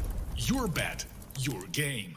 We're back from the break. Thank you for sticking with us through the ads. And well, look at this. It's show and tell here. Young HooXi has brought in an item that he would like to tell the class about today. What's the story with this one, mate? Oh, we've lost his I think mind. This was, Give a, it- this yeah, was a heavy one, dude. Oh, yeah? We couldn't even get it on stage because it was so heavy. They were scared we would stand like this, you know. Oh, really? But yeah, it's really nice to get a personal thing when you win something. So I'm actually really happy about getting this. I think most of them have started doing something like that now. So you get like a little medal or something along those lines, which is really cool. Like, the trophy just doesn't go in the office anymore of the team. You actually get something to remember the ship. I like that. Is that 2,500 crowns in the background? It's a good like contrast with Yeah. like the medal and then the like No, the it's like money local that tournaments. you won from some tournament behind you. Yeah, Even I at think- What third tournament place, was you that? didn't even win. Third place only. yeah, it was third place. But it looks nice, no? Looks nice. Really nice. But yeah, I think that was my first maybe CSGO LAN. I think so. Not even my first LAN in general, but yeah, Okay. All right. Cool. All right. that So, felt good. yeah. Wow. Yeah. Comparatively, which felt better, coming third at the local LAN or winning in Abu Dhabi? I think it felt good in different ways. Like Okay. honestly, like it sounds ridiculous, but like at the time when I got this, I was, just as happy as this because it was crazy big for me to actually beat some really good players in Denmark at that time. So yeah. Who'd you beat? I think Say that Pimp. was no, it was not Pimp. We were not a really good team, and we were beating some players from the Singularity lineup with A&J and all those guys who won Copenhagen games. I don't know if people remember this, but I at least remember Console, Rixo being on the team. I can't really remember the rest. Maybe Insta was on the team. It Not was sure. not like a full team even. I think it Which was some SIG mix of lane them is and it? some other. Does it Fuck, say? I Does it say? no, it doesn't. I can't even remember. Oh, SMF, mate. But There's a whole bunch of Danish names going around the mix. yeah, but Okay. I was definitely proud. I remember that. All right, all right. Well, we're going to get into something that Prof's always proud of. It's the N1 moment. It's his favorite segment of the show. Prof, what have Ah. you selected as the N1 moment for this week? As you can see, I put in a lot of effort into prep for this time. I don't know when it's gonna pop up, so maybe a producer let me know. But this is Black it up. I can't this see is it, so art. This is art. I have to bring Essentially, up my I just phone. screenshotted the. Ah, Oh, Yes, okay. that's the stats. I have stats from Blast, and the A4 is the most used CT weapon. I think that's fucking awesome. I didn't think I missed it as much as I did. And when it came back, you just see the game feels different. The city sides aren't as safe as they were before. I think we can talk about some of them, like specifically like some of the like FaZe Inferno city side. I feel like that was the safest fucking half of being like a 12-3 in existence. Or maybe they just made a crazy good team at this tournament. Yeah, you ever considered that, Prof? I have Like- considered that as one of the factors, but certainly it felt different watching them, not being able to like get 2 to 3 kills every time holding a position on bro, I mid have or so whatever. many questions. Jesus Christ. Okay. Uh, Unleash the questions. so yeah, I just wanted to say that I'm full on for the M4. It just feels the game just feels better to me Get a bit of a now. hard on for the A4. I think it's just like the skill ceiling was lowered by the A1S. Like getting one kill was super easy, but getting like 2, most of the time it was easy to get like headshot, body shot, and then transfer to another guy and get the second kill. Like you could see players that aren't really that good getting these, like multi frags, locking down positions, and I don't know. It's not that enjoyable to watch. There's not much depth to it. Someone standing somewhere and getting 2 kills, even if they probably shouldn't. Yeah. And it sounds nicer. That's Sounds true as It's well. just, it's just a lot more satisfying to watch because it's not just a free kill. Before it kind of felt like that. At least the first kill was just super easy because like somebody turns the corner and you just shoot 3 bullets at them, then they die if they got some nade damage. Like it felt like so simple with the A1S, and now it's so much harder to get multi kills. And like what HooXi said is true. Is just the skill ceiling just shows a lot more when you watch people play with the A4.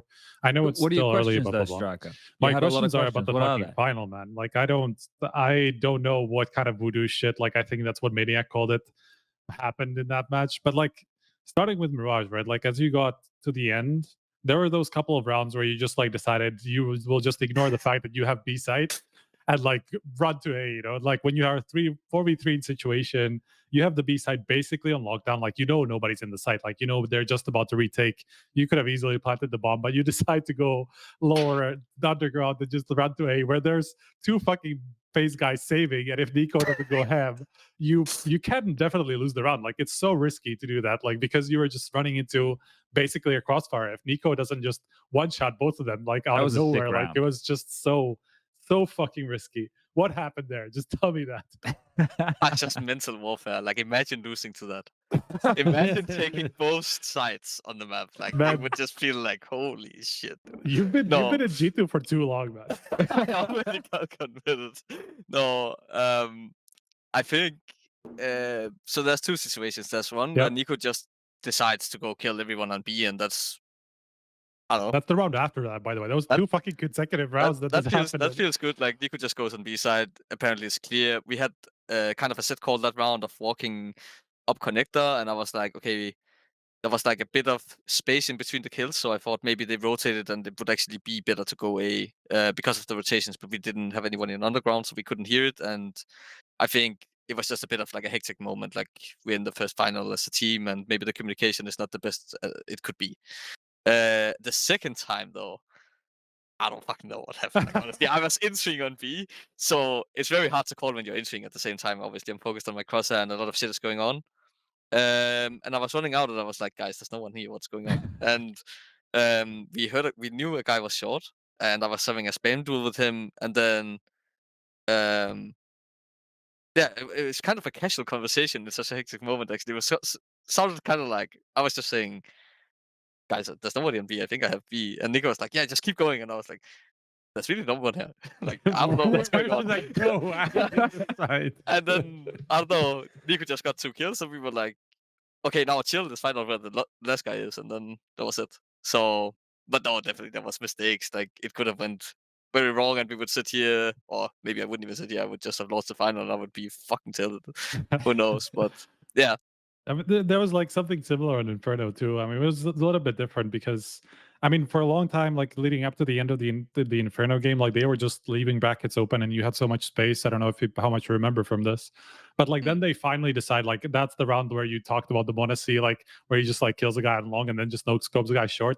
They finally took brackets. They finally like tried to defend it because that's like the space that you were getting for free all the time. You know, they were just hidden in the site. I think they were just like too scared to yeah, give you opening picks. But then they finally decided to fight it, and then m0NESY comes up with that. You know, it just felt like you couldn't do anything wrong. You know, like even yeah. when FaZe made the right adjustment, you just killed them anyway. Like it didn't matter. Mm. No, I think I don't know. I had a really good read on them, like just gut feeling as well that game. And I just went for, like I said to m0NESY, just go and peek long dry and see, like, because I don't think the output will be there if they even have one. And then he went for that. Then one guy got baited into, I think Brokey saw his gun or something, got baited into peeking, and the Hunter was holding him, so that was like a free kill. And then um m0NESY gets the next kill on the guy long, like close long, and then the third kill was kind of like we just wanted to react on the 2 kills we got, so we kind of just ran without, like, you know, no real deals or anything. We just ran to trade the guy, and then I don't know, for some reason m0NESY decides to trade with like a crazy no scope. That's fine. He does stuff like that. That's fine. I think when I reflect, I didn't get to watch all the games because I was traveling at the time, but I was watching as many as I possibly could, and I don't know whether this is good or bad for you, but I always watch your matches because of Justin with a little bit more of an intent to it. And I was watching you guys in the final, and I'm sitting here and some of these rounds that are going on, you can tell that. Hey, the round that we're talking about with Mirage, right? Where you're in the B bomb site. At that point, it didn't even feel like it mattered what you guys were doing because everybody was just like everyone. You could just see it was clicking, it was working, and people were hitting the shots they needed to hit. And that's like those type of games. I didn't have too many of them in my career where I won any, but I know remember the ones where I did. And I those remember type of, one. yeah, Oh, are we that's going back to the Tyson game now? we don't need or- to go back that far. Fucking prehistoric shit now, man. Fucking. But I just like those type of games. It just feels like the decisions that you make, even if it's the wrong decision, it still somehow works out because there's so much conviction behind it, or people are believing, so that trade will be there, right? And those little difference, mate. That's what it kind of looked like you guys were on, like the sense that the decisions that were being made, everybody was buying into to everything, and like I think when you're in that situation, you're in a final on a stage in that type of a scenario, especially for you to be in that environment. Like you have these players around you who are a little bit more experienced in that regard, like NiKo and Justin, for example, and maybe even Hunter in that regard too. Did did they kind of not take over, but was the belief that these guys have been here before? Did you feel that you were calling a really good? Was it? I don't know. What I'm trying to say is you look at this situation, it's uncharted territory. And people like try and talk about these finals and all these matches and the semifinal, and like it's just another game of Counter-Strike, but it's not just another game of Counter-Strike, right? Like it's the emotions are higher. Everything's a bit more there's a bit more tension to all of it, but it doesn't look that way when you're in the server. Like you just said, there were pedestrian conversations. And I'm trying to get to the crux of for you how being in this game felt. Was it one of these things where it was just over, like you just kind of blink and you fucking miss it? It was a quick game. Do you remember details in a lot of detail, right? Or was it just like a bit of a blur? Uh, well, the first thing you're describing of like it's being over like this, and then I don't really remember anything, was how I felt in the Antwerp Major at my first arena game. Okay. But this one, I remember a lot of things, like a lot of details, a lot of small stuff where, like, what we said to each other and how we actually, with this conviction, won rounds we shouldn't even win. Like, if they stack correctly, we still won the round a lot of times. Like, if we lose, the, the game against Liquid was so messy, for example, right? I think the first actually weapon round where both teams had weapons was like the 8th round or something of the half, which was crazy because there Yeah, was that's so right. many There's so back many and force forth. buys. Yeah. Yeah. Um, So yeah, I don't know. I think it's just the complete reverse of the RMR, right? At the RMR, we had no conviction. We were hesitating. Everything was like not clicking, I guess. And here it was just everything was going our way. So yeah. Okay. Well, I want to return a little bit to what we were talking about just previously with the A4 stuff, right? Because this is an interesting conversation that there's going to be a lot of chatter about. Now, you guys had quite a few A4s being run, right? How you were keeping tabs on this, Striker, Yeah. right? You were keeping tabs on I the actually can the give me 1 sec. I'll just throw it to Lucas and I'll. Well, I Yeah, can we tell can you watch that we this. have 3 guys who's using the Yeah. A4 and 2 who's using the silencer. So it's you and m0NESY with the silencer, right? no, I'm using the big one. It's Hunter and m0NESY. m0NESY. Yeah. Okay. Because I was trying to I keep track mean, of the skins. yeah, Right, Hunter because I was was Hunter switching. actually was just kind of like switching that. switches a lot. Yeah, Yeah. he had the A4 even more than the A1S most of the time. Yeah. Okay. There we go. Do you with this the rifle though? Rain did an interview where he made a comment where he was talking about like changing depending on the positions. Is that like conversation that you guys had with your team, or is it something as simple as I feel more confident with this rifle? Because there are huge implications that the extra price of the A4 has on the economy in terms of like if you have a save going into a loss bonus round of 2,900, right? You're not going to be able to drop a shitload of M4s or that of the A1S variety and be able to just get back in with another gun round. Like, is there any consideration like that, or is just I headshot better with this? Oh, we definitely didn't force anyone to use anything like, for example, m0NESY using the cheaper one because he needs more money or something. Nothing like this. It's just what you're comfortable with, you just use, and that's basically it. Obviously, we talked about like what's the pros and cons and where do we want to go with it, but in the end, it's personal preference.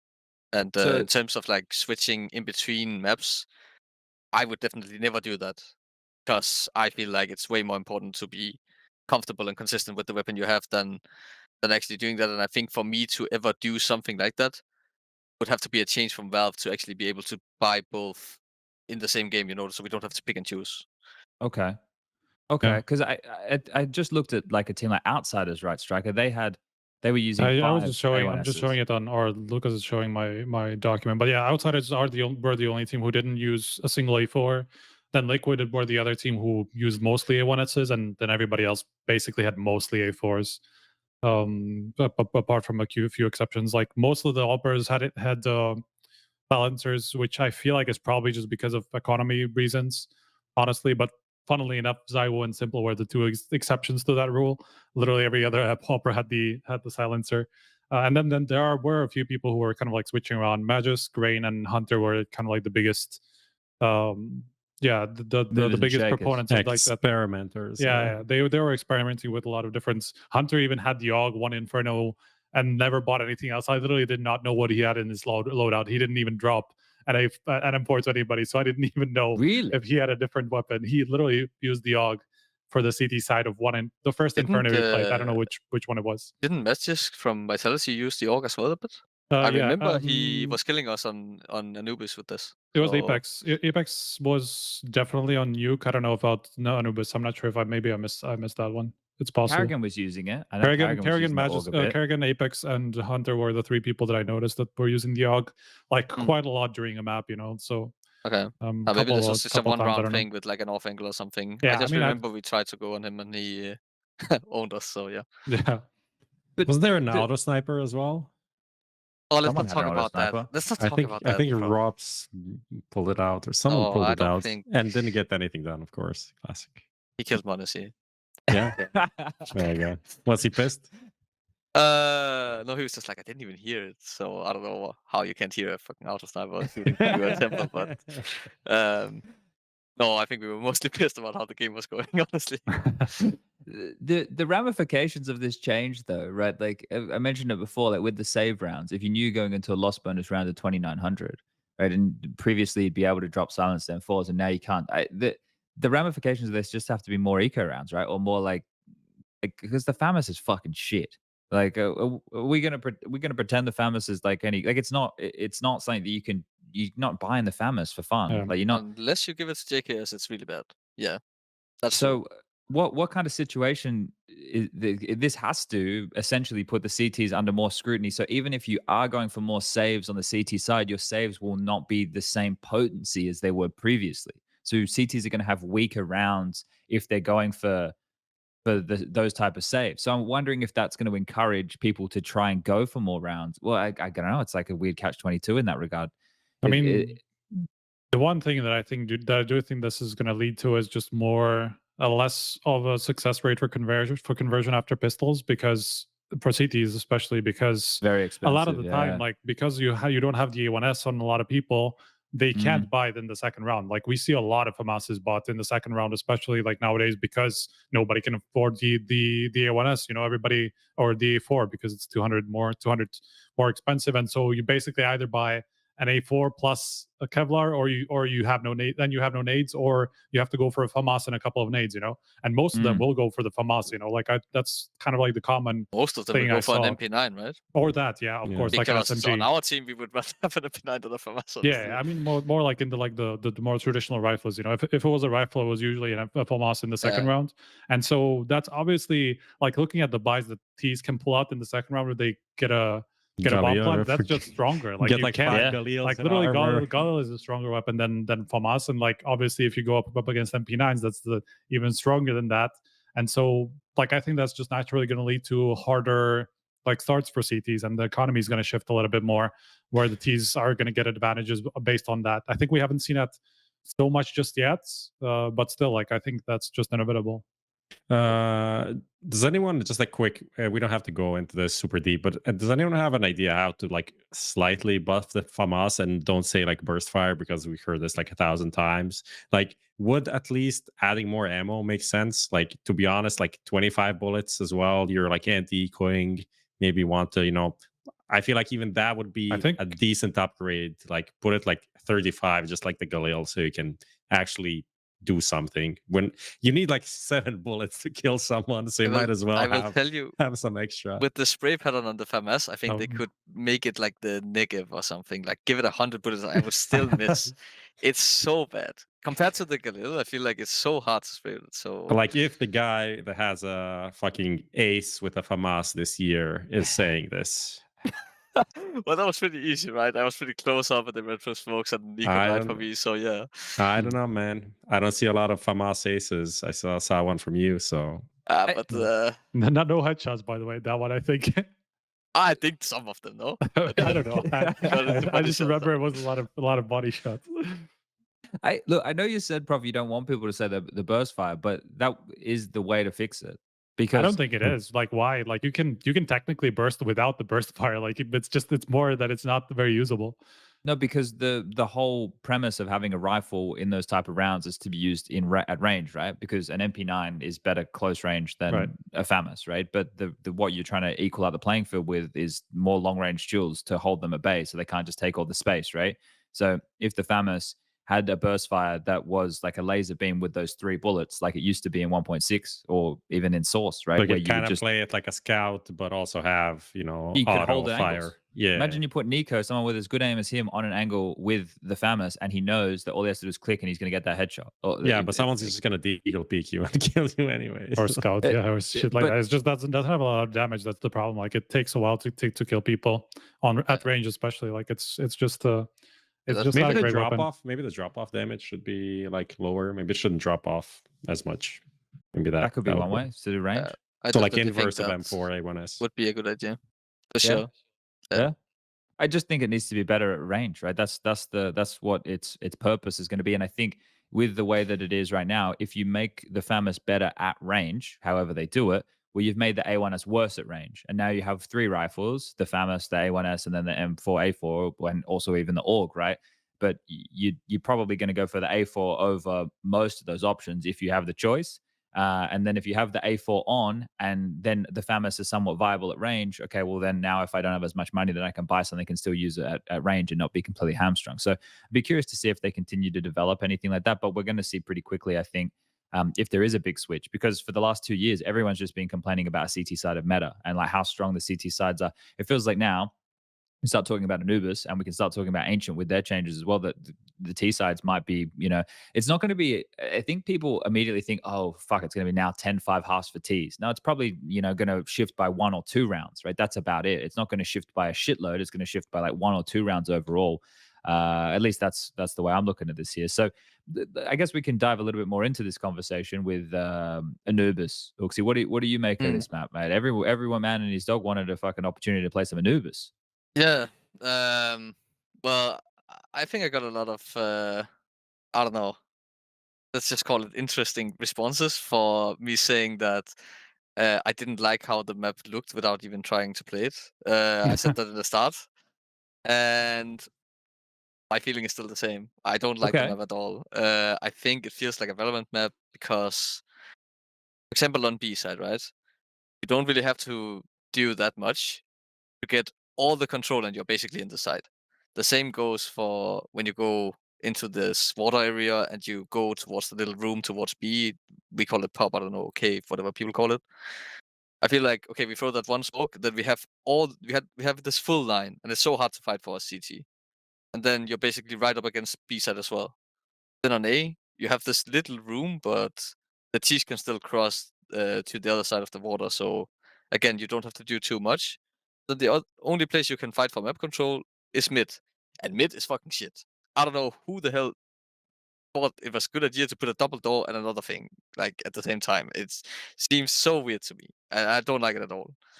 But I think I will say though, I think it's the best layout that I've seen without changes so far. But I think it was play tested way more before compared to the other maps A or lot. something like this.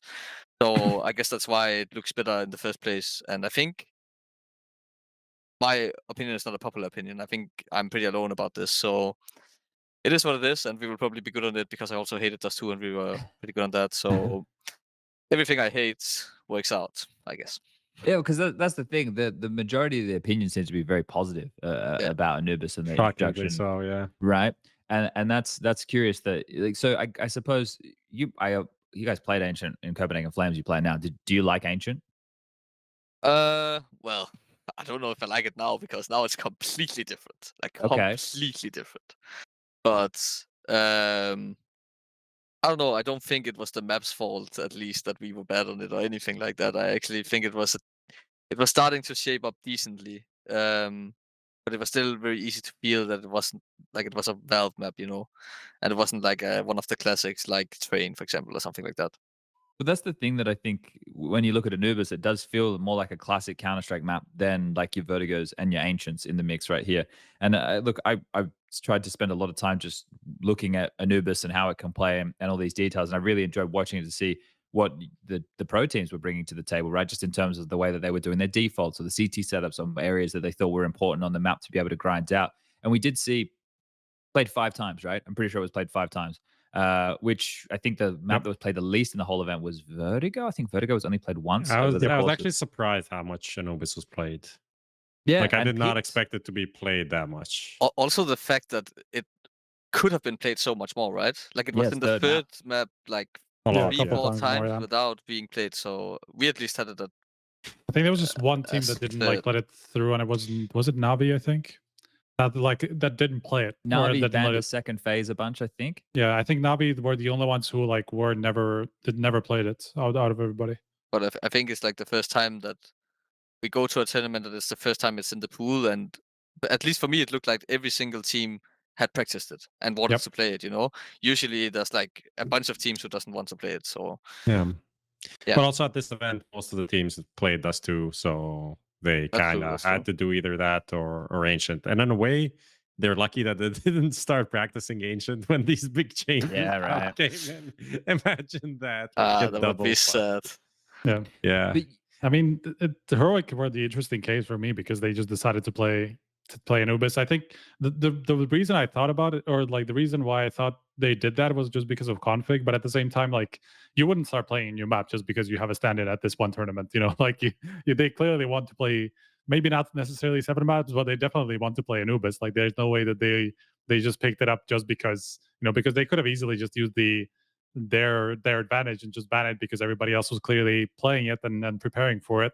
So they might as well just play their 6 maps, and then like they even had it, like they even picked it. Who was it against? Outsiders or somebody like that? They played it against, and Was it OG? instead of They oh yeah, played it was OG OG. third It was map, OG. I It was think. OG, Yeah. and they banned Vertigo first rotation, like a map that OG doesn't really play very well.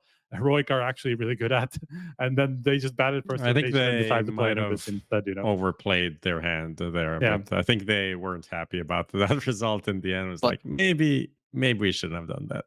No, but then again, they probably didn't go into this tournament with a lot of expectations. I could imagine, no, I mean, right? So yeah, if it there's could be a bit of a test run, Yeah, I mean, if there's a situation in which you want to just like see how things play and just like have some fun, sure, just do it at a tournament where you're using a stand-in. Maybe not the tournament where there's a 1 million prize pool and you just want a full final and things like that. But still, like, And people don't understand, care about money, Yeah, I guess fair enough. That's true. Players will cop fines for thousands of dollars. I don't give a fuck. Like they don't give a fuck. And like the thing is with this, and this is the sad case here. And we've had this discussion a lot of times about the positioning of the Blast World Finals and whatnot. And I just think this is the fault of where the majors are placed still. Like this being the last event of the year, and Navia out here trolling the 6-man experiment again. Heroic are out here with a stand-in, right? Like a lot of these situations, we can understand why they're doing them, but Right. this is not how you want the culmination of a year of Counter-Strike to go. You Yeah. want everybody to 100% to close out the year, and that obviously wasn't the case for all of the names, which is a little bit disappointing, as well as Yeah. the really good jinx that Striker honest, put out like, there. The whole concept of the event is like champion of champions, essentially. Yeah. But even Blast didn't really use that much as on the broadcast itself. Like it was mentioned, but it's not like, oh my god, the winner of the first major is out. Blah. Well, there's none of that, which I feel like in a way it's a missed opportunity, but at the same time it's not, because it doesn't really. It's not really a storyline, right? It's not really a storyline anymore, because that most of the teams aren't at their peak, and whatever the fuck happened 6 months ago isn't that relevant. But it feels like if this was the only event after the major, I feel like it would be fine. If this was, you had the major and then you had like 2 or 3 weeks off, and then had this was like kind of the final event, I feel like that would be fine. But like having like 2 events and maybe some other stuff is like a month and a half since the major, not a month. I yeah. feel like it's kind of off. I'm just thinking, are you guys scared that this will happen for the major as well then, since it's the last tournament before the player break in the summer? Because I mean, people will just approach it It's not the differently, I last think. tournament Is before it? player break. No. no, I think there's I gonna be thought they 2. changed it, so it was. I mean, It's next- closer, but it's not the last one. Oh, it's, okay, it's okay. like next to last. Like Paris is going to be like the next to last. I don't remember what exactly is after it, but there's like a week break, then something after it, and then Alright, there's the player break. But it I is think like should very close to the end be- now. The first one at least. Either Dallas and Blast Spring finals are after the major. Yeah. I'm I'm pretty just sure. thinking if the Okay. major is the reason why this is happening, because then the major's over and people are kind of like, okay, now is the time to change. Yeah. Or if it's just because it's close to the break.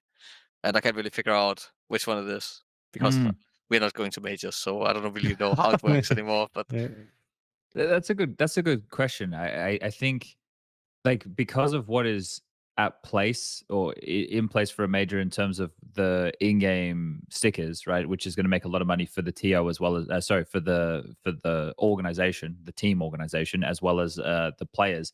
I feel like and it's like our World Cup, like the catalyst of all of that is what teams should be ramping for in my mind, right? Like I hope that 2024 we get the majors moved to the final slots before the player breaks, right? That would be my dream to happen for 2024. Obviously can't happen for 2023 because the majors are already in the book.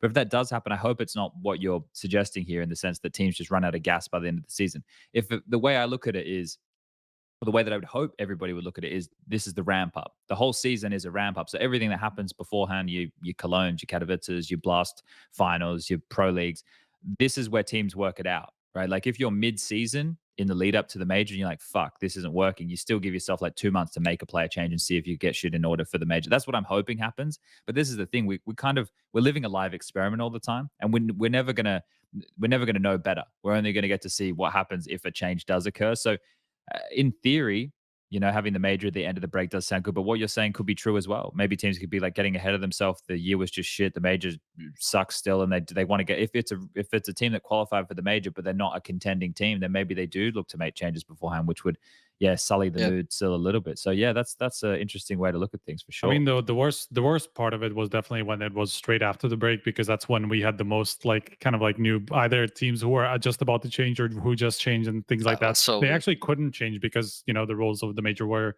as they were. So like the E-League major in 2018 that Cloud9 won. I think there was something stupid like half the teams we knew that were going to make changes like straight after, including Cloud9, by the way. Yeah, and So also this that's whole thing of like putting in your actual new player as the substitute, and then this yeah, whole yeah, swapping around, and like yeah, people all getting that's fucked over, all that all this stuff. stuff. But I do think that at the end of the break, at the end of the season, makes sense also from the point of view of if you make a change during the break, then you have like let's say 4 or 5 months to ramp up, to actually get your new player in and or like new players in and get up to speed with everybody else. While before, let's say you had 3 months before or maybe 2 months before the qualifiers took place, and the major cycle already started after your changes, basically. And that's just like everybody knows that that's not a lot of time to bring in a couple of new players, over the break and then be in form in time for the major that quickly, So I think pushing it at least close to the end of the season would be good. Hmm. All right. Well, we'll see what happens with the future. But let's get back to what I mentioned before about Striker being the absolute jinx. He doesn't realize the power that he has. He's done it with Imperial. He's done it with OG now as well. Now we did joke when we were talking about the Blast World Finals in the lead into this, where we were saying that because we don't expect OG to do anything, they'll probably win the whole event.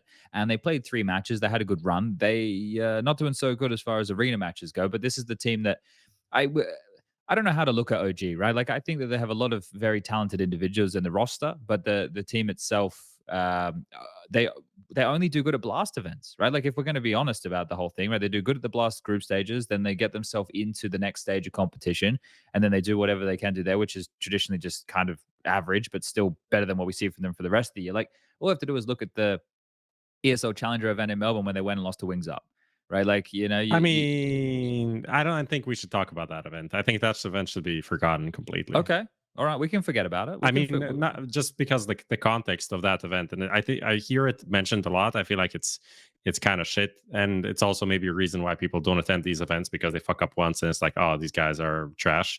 But it's event first of all, you travel. You know how long you travel to Australia. It's kind of a bit of a travel. You get there, and it's not a IEM event. You don't really have hotel practice rooms.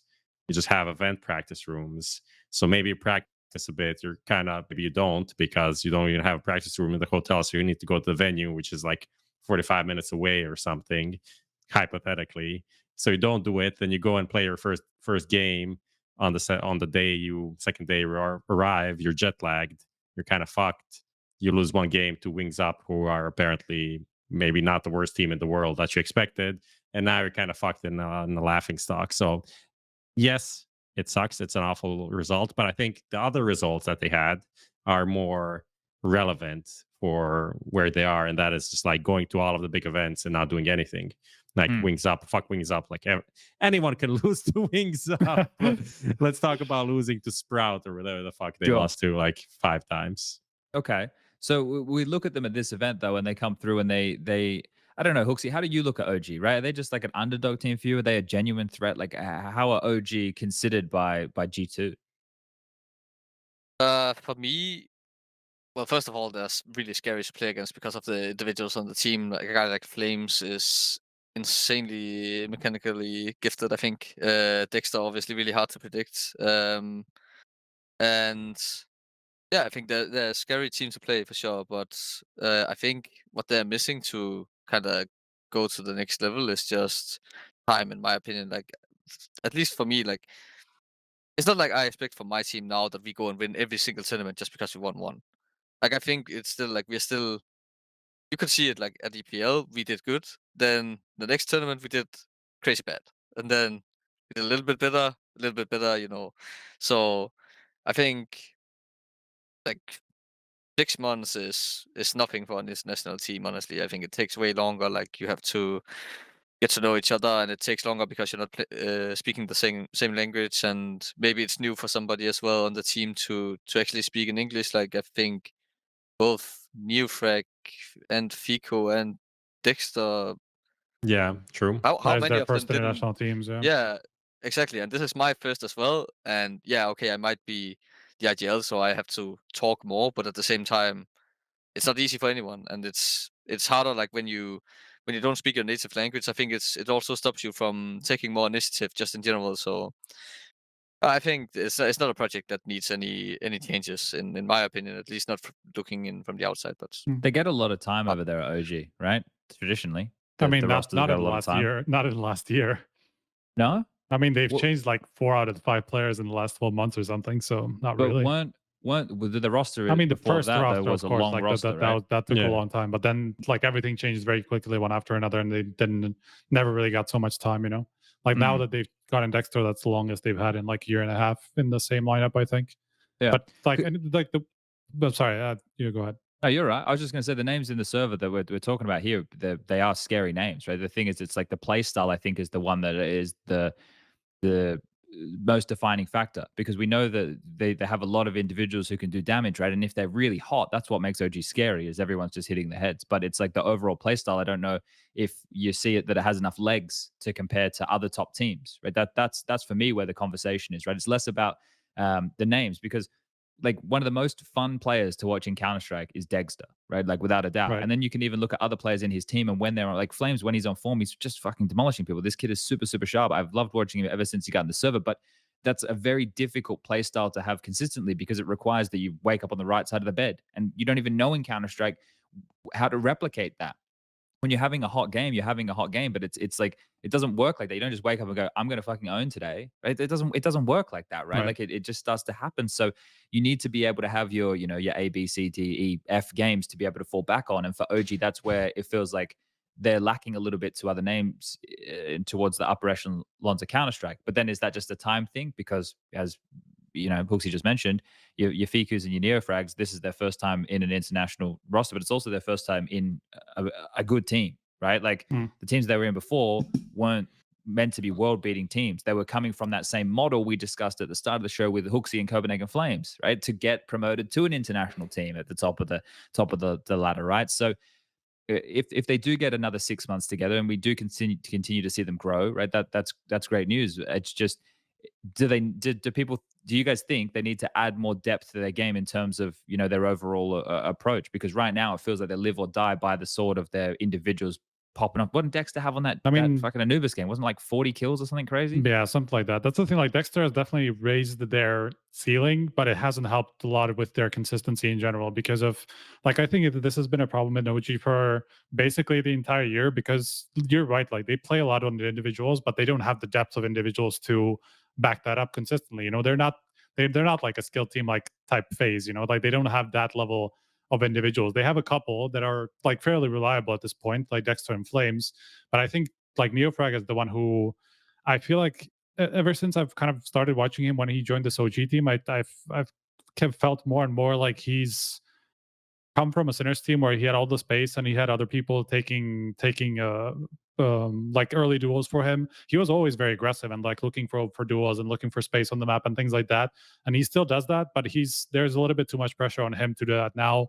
And like it's very difficult for him to be consistent as an individual, as like doing that role where he's constantly like looking for duels around the map and constantly being the guy who like will take those 50-50s all the time. Like that's just not a very reliable way to play the game if you Kind of want like to be like a poor man's exile. Yeah, I mean, yeah, like he's not quite like the Akindar, but like I was looking through his opening stats recently, and he's still like 30% opening duels of his team. Like him and Flames are the two most aggressive pieces, and I feel like maybe it's time for Nexa to take a little bit more of that heat and let Neofrag shine a bit more, and like make sure that he has a little bit more space and not have to be pressured so much into that situation. So I think that's one place where I think they could improve, so that they have that third guy who can join in more in the fragging department, because Neofrag can have those games, where he just will win you those opening duels all the time, but it's just like one map in 3 or whatever it is, one map in 2, and then the other game maybe he's average, or he's just like not winning those opening duels as much, and so his stats will drop. It's just, I think that's just like part of their playstyle thing that's not very reliable at the moment. Okay. I will say though that when it's easy to think about mechanics when you say skill, like you compare them to FaZe, right? But I actually think like toe to toe, they can go toe to toe with FaZe in terms of like mechanics, but it's a lot about decision making, Hmm. where I feel like they maybe kind of lag a little bit. And I hope Nixa doesn't mind me saying this. I talked a little bit with him at the after party, and uh, you could definitely And also you can understand from the players he works with right now, right? Like it's the first tier 1 team as you guys said, right? And it just takes time to develop as well. And then you kind of have to pick and choose, like, do you want to have immediate success? Then maybe you have to go with a bit more structure, because then you don't have to think as much. But if you want more development faster, then you kind of let them loose, let them experiment a bit, let them make mistakes, and then they will learn from it, right? If they actually want to improve, they will improve. So I think that's kind of where they have to make up their mind, like where do they want to go? Okay, that's an interesting way to look at it. I guess yeah, that would come down to how pressing the org is, right? On Yeah, how quick they need to find could be. results, or yeah. And it feels like they're very well supported over there, right? It feels like they have a pretty good crew over there. So it's interesting to see their development as a team, because they are, or at least when they came into Counter Strike, it was a big name, and there's very high expectations, and those expectations haven't been met in that same level of result just yet. But I guess time will tell. Do we have anything else you want to say about OG lads before because we're getting pretty deep in the fucking midnight oil right now for Good you guys. good luck, boys. That's what I'm gonna say. Good luck. Yeah, Well, to good luck. OG. Oh, okay. I thought you Yeah. meant to us. I was like, yeah, we're fucked, mate. Yeah, we're We're definitely also fucked. fucked. Yeah, We're also but fucked. I'm already thinking about what I'm gonna eat. Like I'm thinking about a midnight snack. What's your there's a favorite McDonald's up midnight the snack? road. I was eating a bowl of Nutrigrain that I didn't finish here, so I'm That's- going to see if I can I finish actually that. have Ball of what some again? like Nutrigrain. It's an Australian cereal. Okay, I've never heard that before. Yeah. I bought some mozzarella, and I have like a Okay. baguette, Okay. and I have some of the, I don't know what it's What? called. Like it's like the small fish things that are like salted. Like you also put them on like anchovies, kind of, and you do Small kind of a fish mint. things. Sardines? Yeah, more like anchovies. Are anchovies the thing that you put on pizza? That is a thing, yeah. You do put anchovies. Yeah, Well, so yeah, I imagine think so, that, yeah. like on a Well, bit if of you're weird, you mozzarella, do. and then a bit of like a baguette. Maybe you toast the baguette before that. It's gonna Okay. be amazing. Looking You forward really to thinking this. through the meal. Mm. All right. All right. Well, let's think through outsiders just quickly here, because I don't think we need to spend too much time harping on a lot of this, because I found I myself. barely saw them play. They were I out did so a little quickly. bit. Yeah, well, and this is the thing, right? This event with the format, you can be out very quickly for the final event of the year, and they didn't have a bit of a buffer between the major and this event, right? They didn't have the four finals, they didn't play anything else. They were winning the major, and then they come to this, and there's a lot of expectation on the line, right? Because the framing of this event was, now we get to see them against the names at the major they didn't have to beat to pick up that trophy, and how they're going to go. And then the whole framing is they lose to these teams, outsiders suck, it was a fucking fluke, blah blah blah blah blah. But I feel that is such just like a throwaway instance to look at Counter-Strike as it is right now, because we have a lot of very good teams. We have like a lot of very good teams at the moment, a lot of scary teams. And I think like outsiders to have to go from the highest of highs. Like NiKo in the post-game interview after you guys beat them, HooXi, I'm pretty sure he said something along the lines. He was like, yeah, if we had just won the major and then lost here, I wouldn't care. It's like, yeah, like fair enough. You just won I'll the have fucking to talk to major. him about that. But no, I understand where he comes from. Obviously, like, there's no reason to panic for them. It's pretty obvious, right? Like Yeah. they're playing some good Counter Strike, and they have their own unique style, which I think is the biggest reason why there's no reason to panic for them. Like they have this unique style, and they always play like this, and they're always. I hate to play against them, like, because there's just a tough team to play against. I don't know. You just never get anything for free against them, Yeah. ever. I mean, good thing you had m0NESY doing what he was doing against Yeah. them, to be fair. But Yeah. that's kind of like why I have a problem with like how outsiders performed. It's how they were eliminated. They like in neither of those games did they look really particularly competitive, and they were just making mistakes that you would never see at the major. Like they were just disjointed. They just like never really like those late round situations that they always seem so comfortable in. They just always somehow fell apart in like the weirdest moments, and all these things combined maybe feel like they're just like completely off. This is not the team that we saw at the major. It doesn't matter who's up against them. I'm just looking at how they're playing and how they're setting up the rounds, and how they're just like running out one by one and just like getting killed that way. Like it just wasn't the same outsiders that I saw at the major, and it's regardless of who they were playing. Okay. I Yeah. compared it a little bit to the first major we were at in Copenhagen Flames. Like, I think compared to where we were as a team in Flames and where outsiders were before the major, I think us getting this far in a major and them actually winning the major was kind of the same level of accomplishment, or at least the feeling we got from it.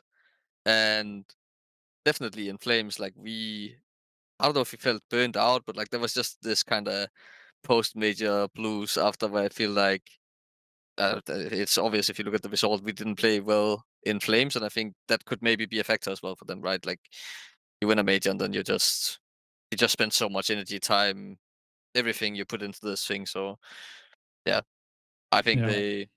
they're good to go still. That was the whole Well- theory of porn being banned over there, and not the reason for Jay not performing as well. You know, That's true. Surely he's That was got a like good some one. stocks on the phone, mate. He must have like a, you know, you're Yeah, not, bro, you're if always you're- just, if you're- I think have- that's also illegal. You can't just you bring put it in a in. secret Right, right. folder, you know. Yeah, no, look, I'm sure James see, was masturbating furiously, so. So I was just telling Dimitri, what is this? This is 2 hours in. We need just to post out of context the clips on our HLTV Confirmed channel as well on Twitter. I think this is a perfect one. This is a perfect What, one. James masturbating Sure. furiously? Just Yeah. that. Okay, No text, alright. no nothing. Just 2-second video. But did you see Cadian's tweet when he tweeted that James said like About the VPN. about the VPN? Yeah. And, like he's gonna help him out next time. That was amazing. Did you see mine though? Like I feel like James time is ruined forever. Like James time will never be the same. True. I don't know. Yeah. Sorry, guys. I just going mean, for a bit of you James have time. to warm your hand up somehow while camping in T-spawn. Yeah, fair enough. Yeah, they didn't have hand warmers where Jay was. Yeah. All right. I all was right. recently talking about this topic. I was recently called out for mine and Striker conversation about like penises or something at the Real Major podcast. People called it cringe. Apparently, just saying. When were you talking about penises? I don't know, all the time. I think, and condoms. I And think stuff. there was one episode where we just I like think the you first missed out 5 on minutes. this one, maybe. I think the Okay. first 5 minutes were just about sex and condoms. So there we go. Yeah. Okay. Yeah. Look, penises. Continue well- talking about things you don't know about, Striker, and me with you.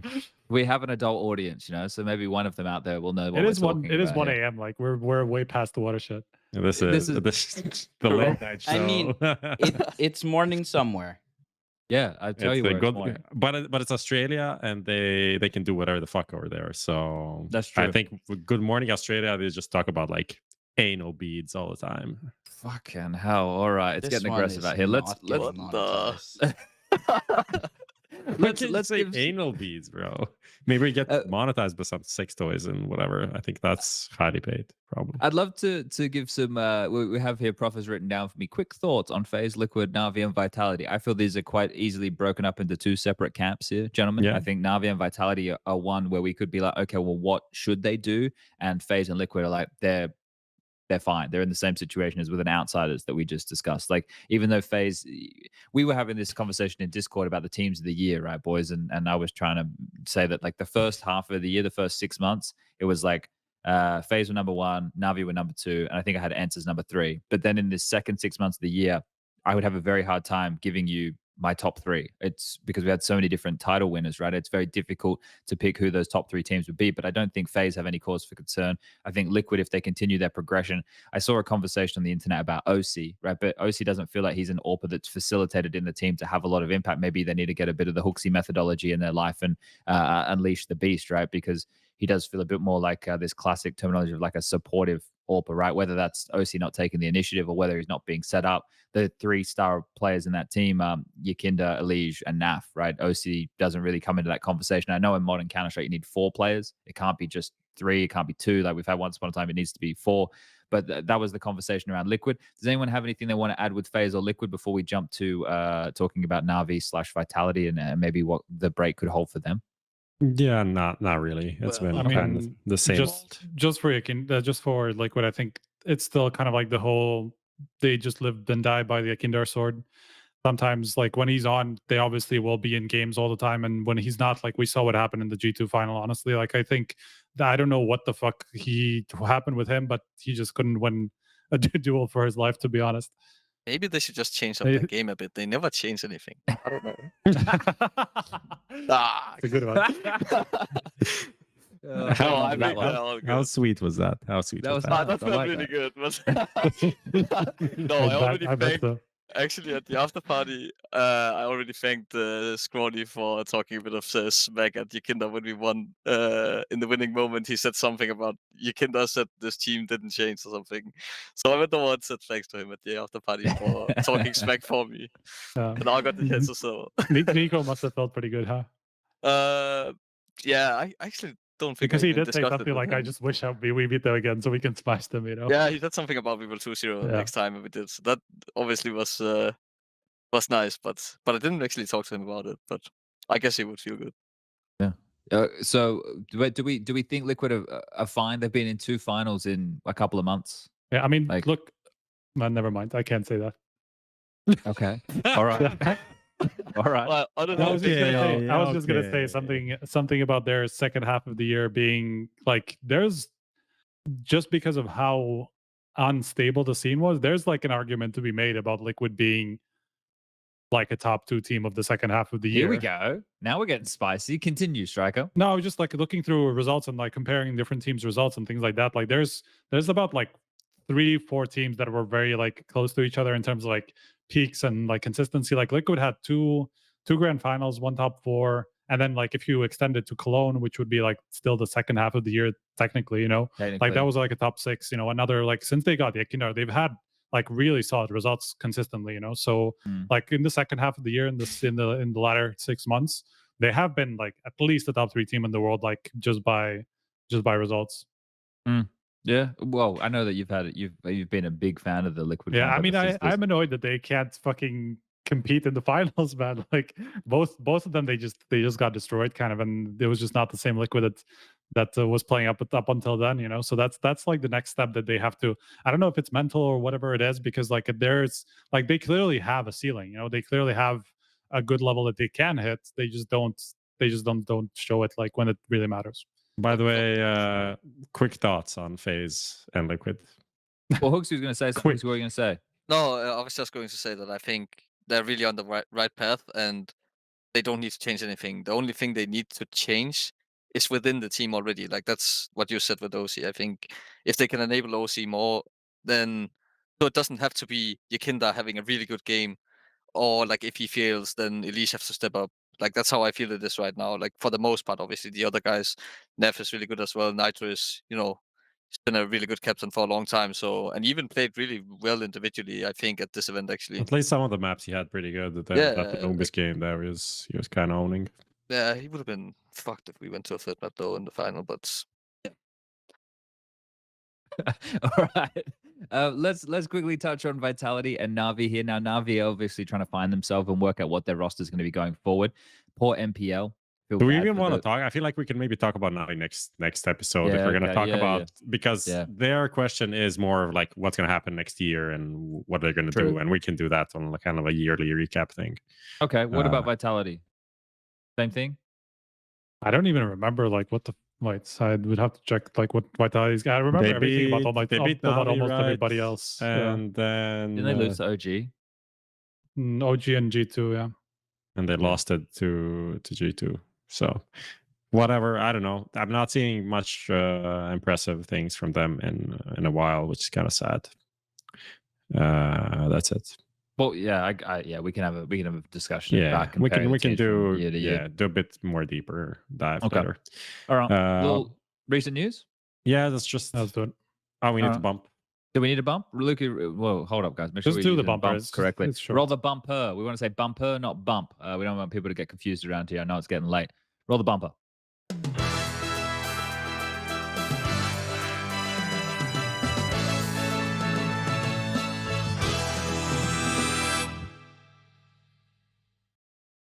All right, we're back and we're getting into the recent news. Now, a lot has happened. I have the weird news cycle now. I was going to come and live back in Australia and do my job and like try and live this life. But now that I've been here for a couple of days, it's not happening. I'm going to stay in Europe. It doesn't make any sense. I can't make this happen. This isn't going to happen. Anyway, okay, let's quickly jump into some of this. Now, we knew Astralis was obviously searching for a player here to see if they could add to bolster the ranks with the addition of or the re-addition of Device. We knew that Staehr was on the list because we know the tweet from Sprout.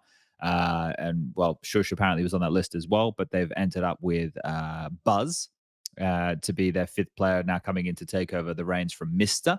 Now, I don't really have an awful lot I can offer here, but we do have a Dane, and I'm not talking about Lucas, who could probably help us out with a name like Buzz. Do you know much about this young lad, HooXi? I played a few pucks with him. But besides that, no, I haven't really watched too many of his games, like actual games. So it's hard to say. But um, yeah, I don't know. He would at least get a chance to prove his worth, right? So I honestly think Lucas knows more about him than me. Oh, really? He Okay. just won my league. Your league, Lucas's league, they call it. Lucas's It's, league. The it's Lucas everyone's Open. favorite league, the LL. Wait. What's Yeah, the league yeah, called, yeah. Lucas? Is that No, Ilgantian Power- or no? Power League. Okay. Power League. That It's one's much literally easier. just advertising their competition. which Sorry, is, my bad. I'm not Danish. You know. um, But look, here's the question: should config Actually, I got some info on Buzz. I talked to some Danes. Obviously, they told me he's kind of an anchor player, and I think just what they need? Bobsky also Bobsky's tweeted tweet confused the fuck out of me. Go ahead. about that. But I also got the rating from this one Danish player who said he's better than Mister, and he's better than Zipnix. So I mean, this surprises not Nobody. many people, but at least it's something that's hardworking and kind of a good mentality. So it's kind of okay. It's like that's for their fifth player, I feel like it's completely fine. You mean their fourth player because they still need to get Like, fifth if they want to win well, anything? Well, it's not sjuush, it seems. Yeah. Or Staehr. So with either of those, I'd be like pretty excited about Astralis. But at the moment, it still feels like something's missing. I mean, sjuush wouldn't make sense to me from a role standpoint either. That's what unless they got confused. replaced him with Zip.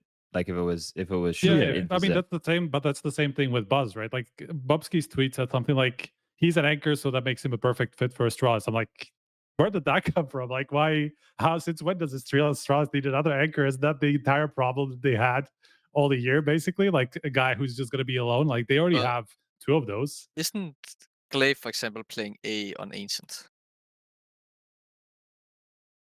I think I've seen him like at I'm least trying to playing remember. over because well I'm I pretty remember sure he watching does. some of their ancient games. They were very very like fluid. They were doing a lot of different CT setups. So I remember seeing does him he at want the to play that? Doesn't he want to play all the rotation spots? Maybe not the best ones, but That's what I'm thinking. Like, and also I feel like before Glaive was way more aggressive. Like he was trying to cut off rotations on T side, and he was in these rotation roles as CT, like kind of a bit more in the action. Where I feel like now it looks like he's a bit more isolated, maybe. So I don't know. Maybe it could work out in some way. But isn't Blame being used differently now? Isn't that the whole thing with Blame? They're trying to use him differently. they're changing it a bit, like putting him more in like pack roles and stuff like that. Because the coach is staying, right? Is it Castle? Am I saying? Yeah, I guess so. Kessler, Kessler. if you have to say it like really Danish, but yeah. Okay, all right. Well, he's staying. So and he's obviously had some decent impact on the team thus far. The disappointing thing for Astralis is they will be missing out on Katowice, which is a bit of a shame when you look at some of the names that we have in the field for Katowice, especially in the play-ins.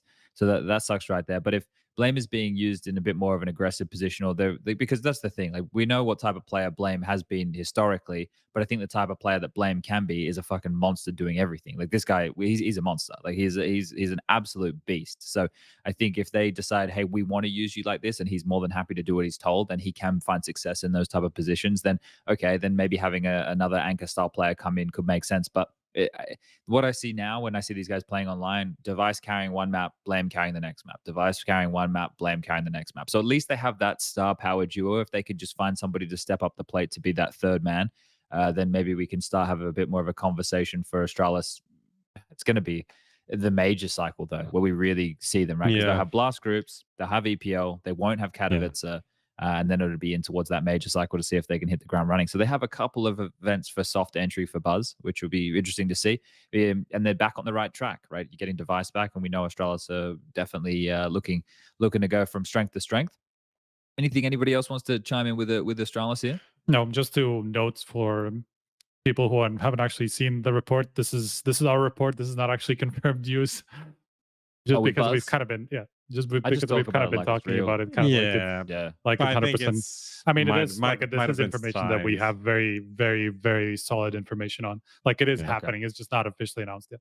Yeah. Okay, sorry, Astralis. I think the only interesting part is like the whole offer for sjuush, which kind of came around, and it makes sense knowing that his contract was coming up and he just renewed it. That Astralis are gonna be like asking around there. Apparently, they offered a lot of like salary, didn't go through because.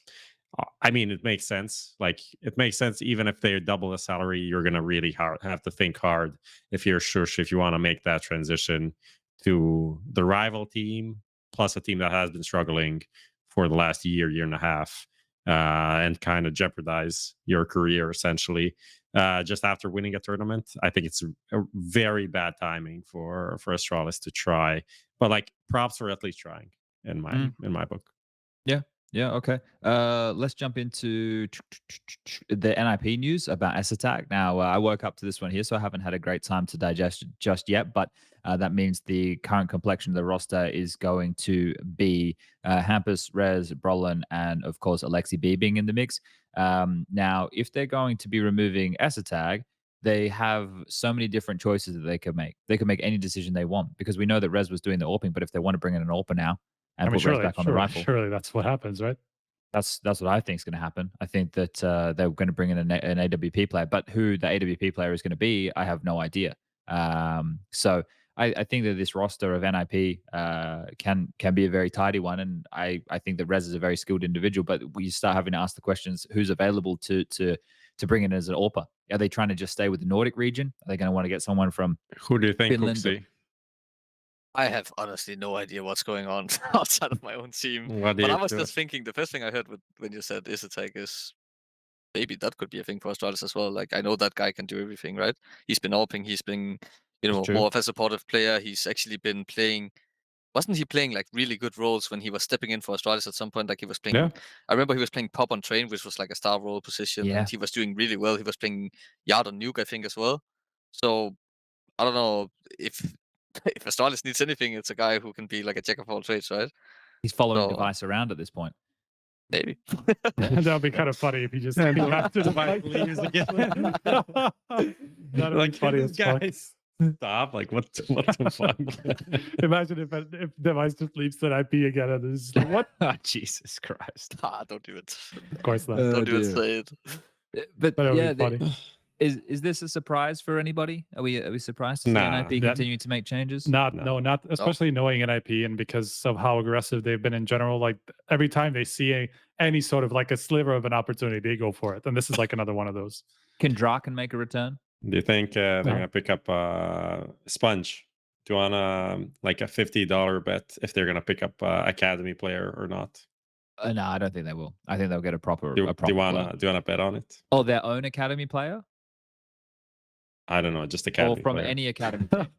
I don't Who's know. I don't think it'll be Now their you're academy. asking too many questions, so I'll just I'll leave take a it bet at that. if it's not their. If we're talking about their academy team specifically, I don't think they'll pick up a player from their academy. team. Yeah, okay. I think they might pick up an academy player, but I don't know if it would be from there. Like, there's a couple of good names that have been going around the traps at the moment here. So I don't know. If you're I mean, benching S Attack, Regali is definitely a player that you would expect to be picked up. Like, there's a bunch of offers on the market now, including him, like FaZe from what Sinners. Then I mean, Montu has disappeared. I don't know what's going on there.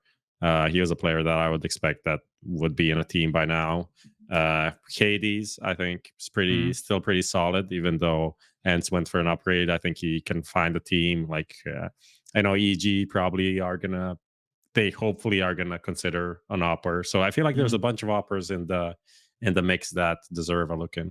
Yeah, Now, I mean, there's also like people like MHL who's been him as well, yeah. performing well, and obviously Endpoint have been kind of a farm team, so they are willing to sell players because they don't pay them enough to justify like some massive buyouts. Which is not to say anything bad about Endpoint. They've been like an amazing organization with what they have. yeah, like if you look, Do at you think they would kick S Attack for Parley? No, I mean just for any of these teams that need an Right. offer. Okay. And now I just looked. I mean, a bit Slacks like, is out, so Sprout need an offer. So there's a lot on the market going on right now. if it has to be if it doesn't have to be an AWP, which still is on the table, right? Like Yeah. Risk could keep AWPing. Then what about HooXi? I know he just got announced for like Eyeballers, eyeballers, right? Yeah. But I still think like he at least looked really good when he played for Fnatic, in my opinion. And Mhm. then I was also thinking about Acorp really found his form again, right? That's And he true. could be That's true, a actually. potential. Yeah. And then also, well, the best farm team in the world also has a pretty good AWP right now. Obviously, Copenhagen Flames, right? They have Yeah, Regali. Regali as well. So, but I don't think like if there's any obvious riflers besides. So I guess I'm just thinking Swedish because it's NIP. I don't know why. Yeah. No, I have an inkling that like it could be anything. I just have an inkling that they will want it like this because man, we all know these players, and I'm not having a dig at Rez because I'm sure at the time he said, "Yo, I'll AWP." He probably thought, "Yeah, I can AWP," but unless being an AWPer is fucking hard. Like it's a full-time commitment. It's not something you just like. You're not a hobby AWPer. That's the devil walk terminology. Or was it get right? I forget one of the two of them, right? But being a hobby AWPer or a secondary AWPer, a guy gets to pick it up whenever they fucking choose. It's completely different from the guy who has to pick it up round after round after round and deliver with it, right? So, I think if the team want to be a contender, they should get a AWPer who wants to be an AWPer. That's at least. What do you just mine. think about this hedge trick stuff? Apparently, he followed all of NIP staff on Twitter. That would be really Ooh. interesting if they picked Headtrick. Like, I don't know enough about. We've seen him. We obviously saw him play for Navi there for a short period of time, right? And there's an academy player as you were mentioning. But I can recommend Navi Academy players. They're really good. I wonder if he costs 10 out of 10 $600,000. HooXi's recommend Navi players. It'd be interesting Well, to see if he's a consideration. I don't know. There's a lot of names. I have no idea. We've listed 10 players, boys. We've listed at Yeah. least 10 or They're- like. Make a new lineup. This is why they literally have to get an AWPer. Because there's They so have, many available. They have to get one of these guys. Yeah. Okay. All right. Well, do we think they've already picked a player because they've benched Esatag, or do we think they benched Esatag so that if he wanted to make some moves in the break, he could? That's a question. I'm pretty sure they have like someone When either you- locked when down you or they come- have like 3 guys like talking to multiple people and kind of have something. When you come to the announcement part, I just think in this day and age, you already have some things in the makings, right? So I'm pretty sure on both ends it makes sense. But Okay. Oh my god, it's official DJL in chat. Oh, okay. Is he going to give us the news? oh Tell us, my DJL. goodness, Give us the Right. news. Spill the Tell goss. us. Write one letter. What? Just one letter. That's all we We've need. mended NIP and HLTV have mended their relationship over a flight with me and Jonas. So we're now best. I'll just get him on the phone. Jonas, who is it? Well, I've got him on speed dial these days.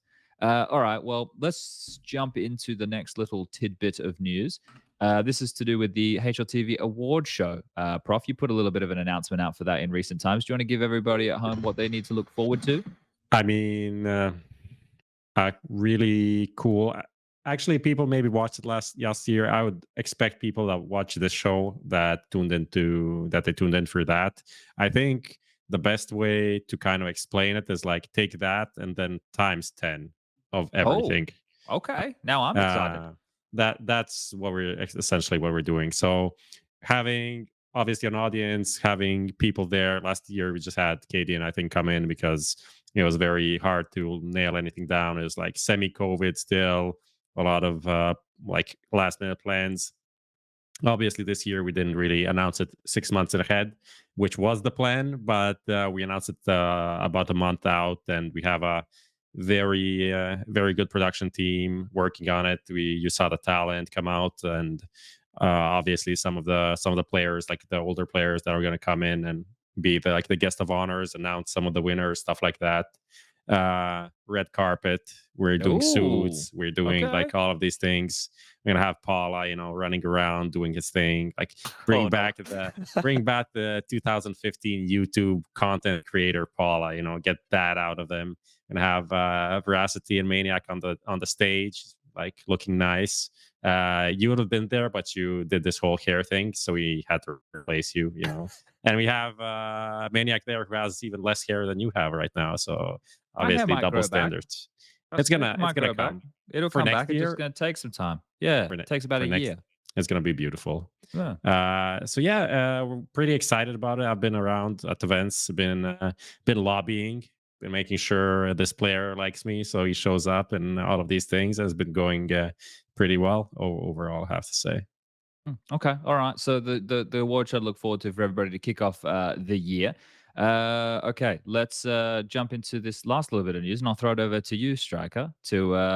I haven't even had a chance to read all of this. I know that there were going to be changes. Most of the stuff that I've been talking to ESL about is broadcast changes to make the show more entertaining overall, but format changes is a pretty big one here. So it's been expanded to 32 teams, which I guess it technically was before anyway with the conference teams, or maybe it was more than It was 32 with the more conference teams. than Maybe like it was something 40 like that. I something. don't remember exactly, but it was. But obviously, you know, this is like 32 teams in the actual group stage. You know, the conference is kind of being changed for the next couple of seasons, or just the next one. I don't remember exactly. And then it's just going to disappear entirely, and the qualification system is going to be a little bit different. But yeah, it's going to be 32 teams as opposed to 24 in the actual group stage, which is going to come with the format change. It's going to be kind of like a triple elimination type thing, where you Triple kind of have like, elimination never sounds great. it's not great when you haven't we've never heard it before, right? Kind of like when it comes to Counter-Strike, but it is basically what you would expect it to be. It's just like a typical double elimination format, except you have one more loser bracket. Isn't Like triple elimination literally just Swiss? I mean, yes, it technically, yeah, but this is like an actual, like, you have a double elimination bracket, but then you have like a loser bracket just below that. So if you lose in the loser bracket, you go one level lower, and that's where it's last the chance, you basement. know. And they Yeah. even call Yeah. it like a last chance. Wait, last how do you chance go stage, through? Whatever. Do you know? You 4 teams go through. So basically, once you reach the upper final, you're through. So like the top 2 teams go through. That's only And 2 then matches. the winning team skips like 2 rounds in the playoffs. Then the second place team skips a round in the playoffs, and then the last team skips like one of the rounds or whatever. Like there's kind of like a tie-in from what we saw in Pro League before, where they had the first place teams skip a couple of playoffs rounds and just one playoffs round or something later on. But yeah, kind of a difficult, that's like not difficult, but a little bit complicated format where yeah, there's see going to it be if I some go in the email. skippage. Yeah, Skippage. this I never loved that. Like I'll be honest, the thing was, Yeah, it's a little bit too much skipping, to be honest, because it's like it's round of 16, right? Is where you get, because half of the teams go through, but then you know you have a team potentially starting 2 rounds later, you know, round of 8, because it's round But of does 16 this- into round of 12 into round of 8. if one of the goals here, right? Do you like this more, Striker, than the round robin format or less? I mean, I hate the round robin format in general. Round So know, robin but format that's- is so troll when you have that's to why put I'm up on asking. spreadsheets. But like you I- literally got you're literally only known. That's the only thing people know Spreadsheet you man. for now. it's literally, I mean, it's literally my title now on the podcast. By the way, it's spreadsheet man in retirement. There you go. So that's it's a bit of a bittersweet feeling, I have to say. It's something that I actually kind of, as much as I hate round robin in general, I kind of enjoy letting people know, because it's just something that people clearly want to know. You know, they need to know, because nobody fucking understands the tiebreakers. Like they have no idea what's going on, because the broadcast, like, for a long time was just not keeping up to date on it, and that's why I was like feeling so forced to kind of like provide that to people, because there was just nobody else doing it. And so, like, obviously if something is popular, you're going to enjoy doing it, and so that's something that will go away, but I'm not that sad about it, to be honest. But still, like this is what I'm asking. Do you think this format is better than what we had with the round robin format? I know you haven't seen it play out yet. But Yeah, I mean, it's I think it's okay, honestly. Like, obviously they still want to have a lot of games played, and I think it's a little bit less overall compared to the round robin format, and Of even with the matches? triple, I think so, yeah. And it's Um, 5 weeks instead of 6. So I yeah, mean, because they were going to yeah. put the conference at the start, but now Yeah. they're having some. Yeah, that's another big yeah. part of But this. it's right? I think it's All gonna be these just teams. 4 EPL weeks. just or 4. 5 weeks. I think it's 5 no, weeks. now it's going to be 5. But I think from that next season it's going to be 4. That would I be think that's what they impossible, though, said. right? Doesn't there have to be 4 groups? of I mean, eight it teams? depends on how they doesn't have to they be don't a have to full play week. an entire they don't No, have to play but an they entire will. group for a week. They will. Look, though. I don't look. I'd have to check again, but I saw something about it being condensed a little bit, and I'm not sure if it's from 6 to 5 what they meant, because that necessarily wasn't really the case. Like, the conference was never really a part of Pro League, you know. I know it was in plans to be right before, but it just never was, you know. So so it's not really shortening, is it? Yeah, okay. Well, I don't know. I just look at it. I need to read a bit more about it. I've seen like how some of these conference teams are now going to have to qualify. For example, Movistar Riders, Outsiders, and Pain, who won ESL Challenger events, would just now go straight into Pro League. Right. Whereas now they've broken these up into different divisions, right? You got a European one, a North American one, a South American one, an Asian one, and an Oceanic one to qualify a bunch of teams to go through. And then I assume that's going to change for season 18 because this is residual leftover stuff when the conference was an idea. So having 32 teams, if it shakes on out that we're getting some strong teams coming through, and I don't know how they're going to do it in the future. I'm sure that was something they're going to announce for season 18 at some point, right? This is good in the sense that there is more regional representation now. So that was one of the things that Pro League moved away from when we amalgamated it to no longer be a North American and a European thing. Isn't kind of the problem here what you I would say pointed out a couple of maybe 2 years ago or a year ago, but when they announced the conference, that the idea of the conference is to have all of these lower tier teams playing against each other, so only get the best of those going into EPL, so you don't have these, I would say, like empty Charity matches. teams. You know, the sixth team and most of the EPL groups was kind of shit. And then everyone just beat that team, and maybe they snuck in one win, but it would be kind of, oh yeah, they were here, they contributed, they played some games, but they never had a chance, right? And then the idea was like, you have the conference, all of these teams play there, only the best go through, so you have a more competitive actual top, let's say, pro league. But now we just like watered it down again. So I feel like that's kind of maybe not. They just went back on a thing that they wanted to build, but they never completely built and already changed it. So I don't that's like kind of this weird. format. I don't like it. I need to read it more, but I don't like it. I would have preferred they stay with the round robin and we did a better broadcast and we explained to people the ramifications more, and we went into more detail about things, and we had a more entertaining show, and we had HooXi come on more instead of not just getting him out of bed, actually having him. That was the best fucking broadcast. That was actually the most engaging broadcast probably of this year. But like, that's the of course, not taking into account like the matches themselves, but like what you managed to do with a broadcast itself, insane scenes. Great. Well, with what we had available to us, but this is the thing. Like, I would have much preferred. I don't know, the knee jerk on everything. Like the Pro League needed to be fixed. Everybody needed to be on site. We need to have a broadcast that feels completely different. I've spoken about it a fucking shitload in the last 6 months. Right? It's all I talk about.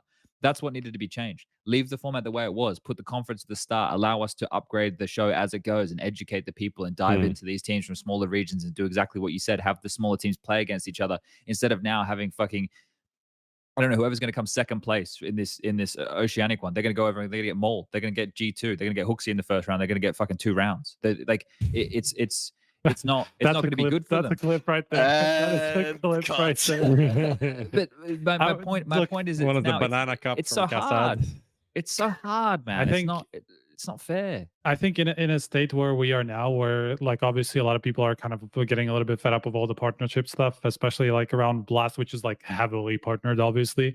And ESL has never been so partnered, but Pro League was obviously quite heavily because it's 15 teams out of the 24 that played were partnered teams, and now more than half of the field will be non-partner teams, and so a lot of these spots will come from essentially qualifiers from teams that actually have a chance to prove their worth, and so it's just going to be a very different tournament to anything else that we have on the calendar, now, because it's so many teams that come from outside of this the EPT, or the not the EPT, because it's going to be still tied down to a lot of these competitions from that the ESL runs, obviously, like the national championships and like what kind of conference would have been now, but it's still going to be a lot of essentially open slots, compared to what we had before, which is still like on face value. I think that's good because we'll get to see a few more new teams, come in and play against these big teams and see if like what these lower teams constantly say that they don't get enough opportunities. They do deserve to play against the big teams because they can beat them and blah, blah, blah. All these things that we keep hearing from like against the partnership structure, like they will actually get that chance, in Pro League, much more so than before and much more so than literally anywhere else in the tier 1. So at least from that perspective, I understand it. The only thing that I do kind of agree with what I think Tommy Lurpus was tweeting about is they came up with a format that makes the worst teams play more, not the good teams play more, which is kind of like normal, let's say, in a tournament, because as you win, like you progress more quickly. But this is like, because it's triple, I mean, it's because it's another extra layer. Like, we're just gonna see that the worst teams, the lower teams, play more series, and we're not gonna see the best teams play throughout a lot of the pro league because of this. So that's the only thing that I do agree with, that I would have liked to see more. But you can't have both. You can't have so many teams and then have the best ones play the most. Yeah, I don't know. I have to read more. I have to investigate a little bit more here, but I'm not in love with it. But anyway, hopefully it's better than last season. That's all I really care about. If it's better than last season, we nailed it. That's all we need to do. Just be better than last season. Last season fucking sucked. Oh, the group stage of last season was great. Like, it was so good. Yeah, that was. Oh, I was 10 listening to 10-0. your other podcast where you have like 3 continents and stuff yesterday, actually. So I listened to you a whole bunch the last 24 hours. But also the whole thing of like, for me, it feels like every team tries or every tournament tries to be the major. Like, you have to have this crazy long tournament with like, 3 layers of before you get knocked out, and like everybody has like a chance of it, and then another chance, and then another chance, and then there's like a last chance qualifier after that.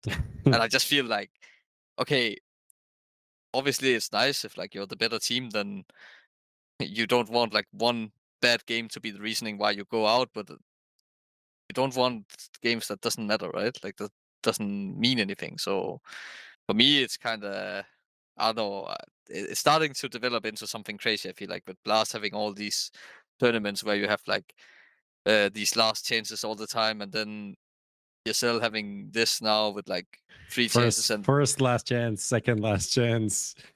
and then and then you go into the major The as well, right? elimination gods. And the major is the only thing I like because it's the major, right? Like, it's something different. So I'm fine with the whole Swiss thing, like ×2 and everything. It should be a long tournament, and it should be like something special. But well, if everybody is trying to be special, then nobody is, right? So that's a bit sad.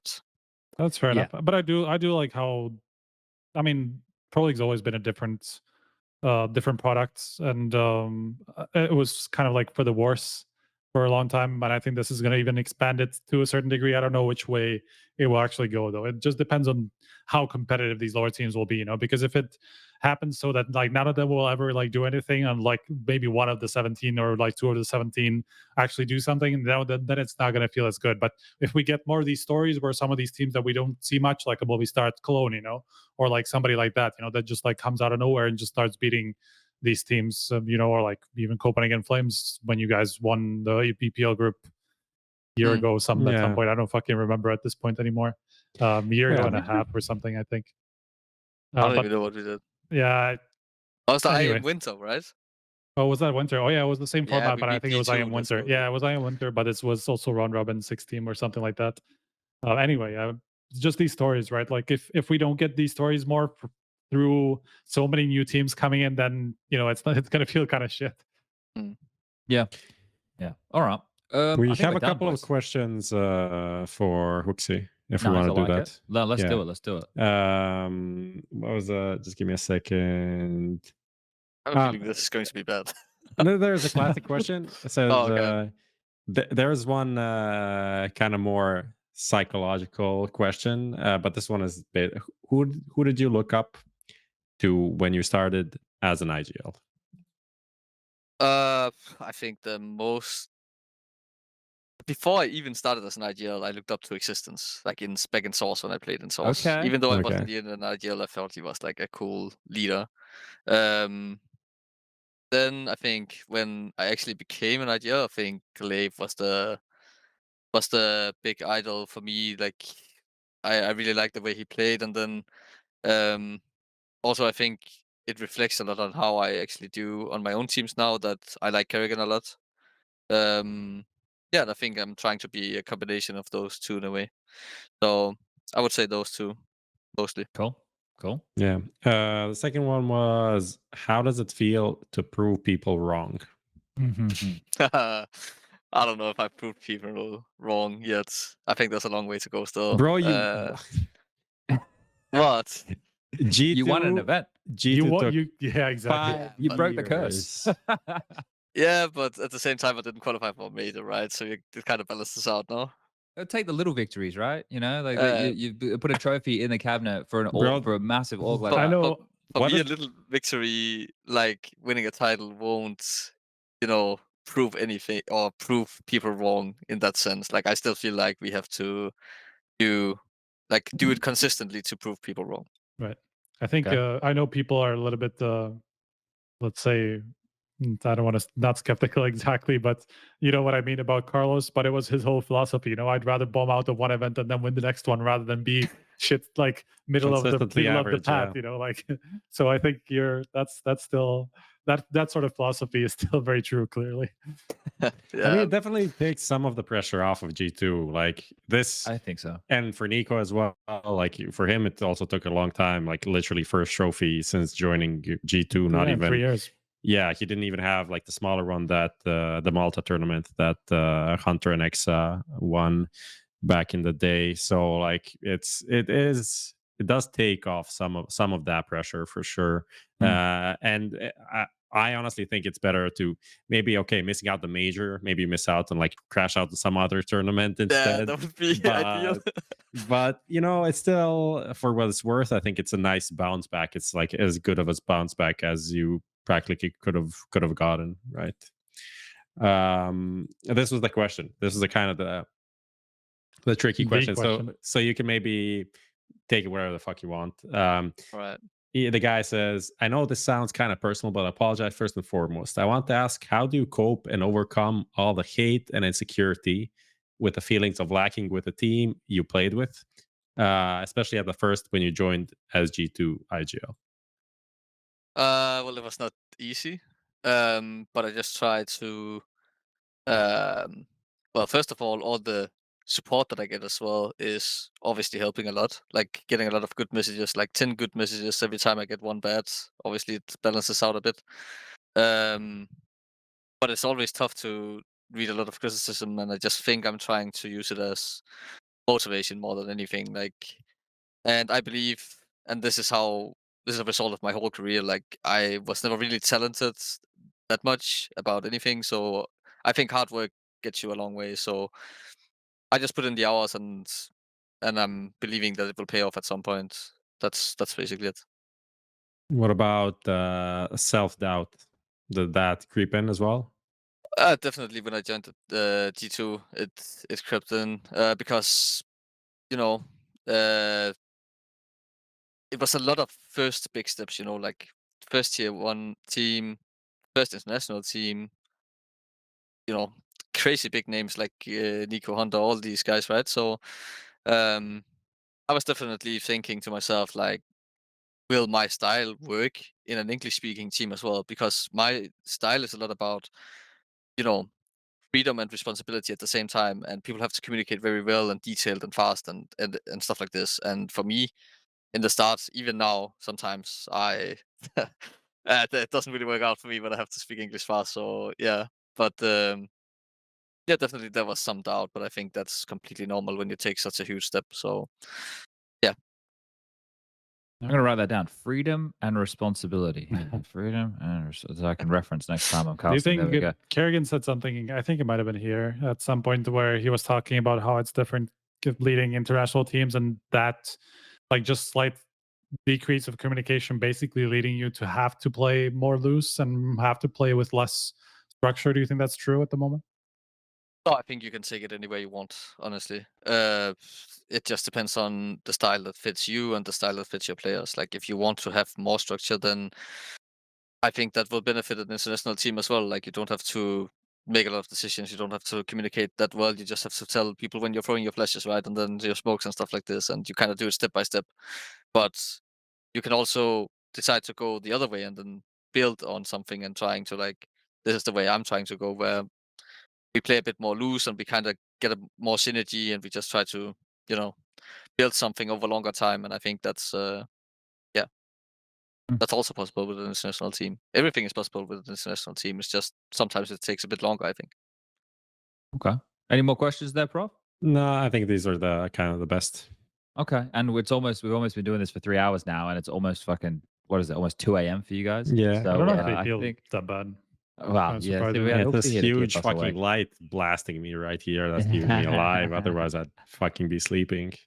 All right. Well, I think we could probably start to wind this thing up. Traditionally, at the end of the show, HooXi, I like to give the microphone over to the guests to say whatever they like to say to all the people at home, to the fans, to whoever you want to talk to. Whatever you want to say, you can say it now.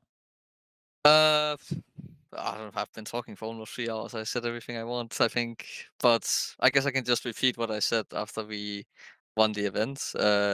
First thing first, thanks a lot for all the support. I had so many messages. It was insane. It took me at least 4 hours just to read every DM I got on Twitter, and I responded to maybe 5% of them. So it took so long. I'm in the 5%. Let's go. But it took so long, and that felt so good. And I literally didn't get a single bad message, I think, throughout all of those. So that was amazing, and I'm happy to see that I bring some joy to G2 fans and yeah, fans of CS in general.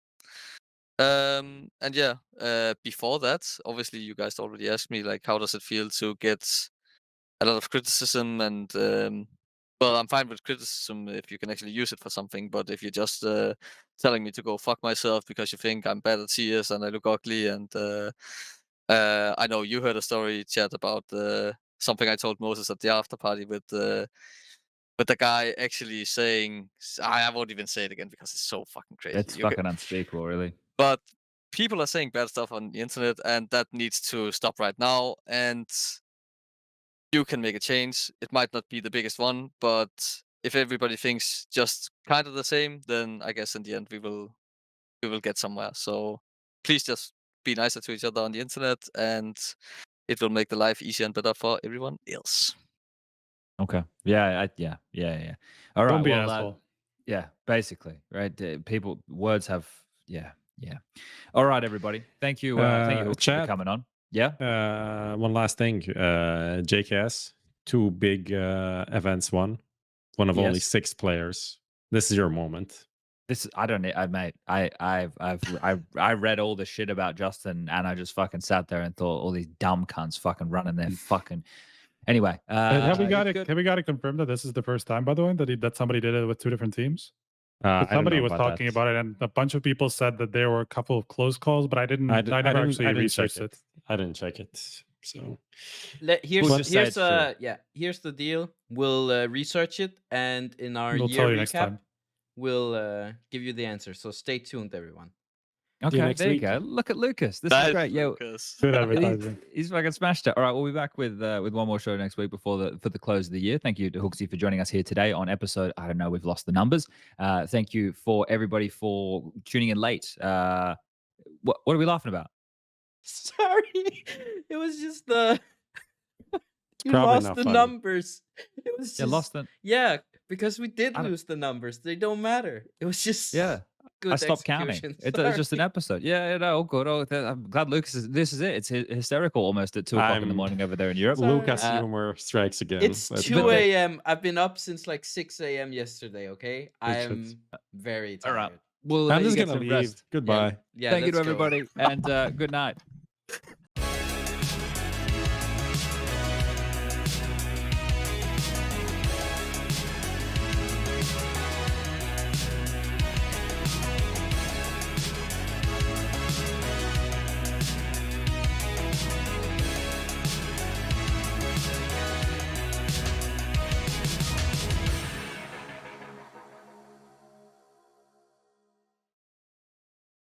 Add some fun to your space with Xtrfy, designed in Sweden with focus on quality products built on experience. You're looking at Project 4, their 4th generation of products with super cool colorways to stand out, with matching sets to satisfy with a solid B4 bungee, lightweight ergonomic M4 mouse, the K4 keyboard is fantastic, all of which are performance focused, and finish it off with colorful GP4 mouse mats that are bold in design and smooth on the surface. The retro theme in particular has got the feels. Complete your setup with Xtrfy. No regrets, guaranteed.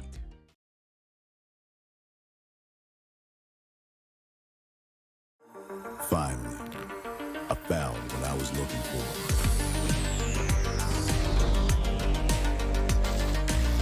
Now that my search is over, it's gonna be a tough choice. But fortunately, no need to choose. when you can just have them all. Buy and sell skins on BitSkins.com.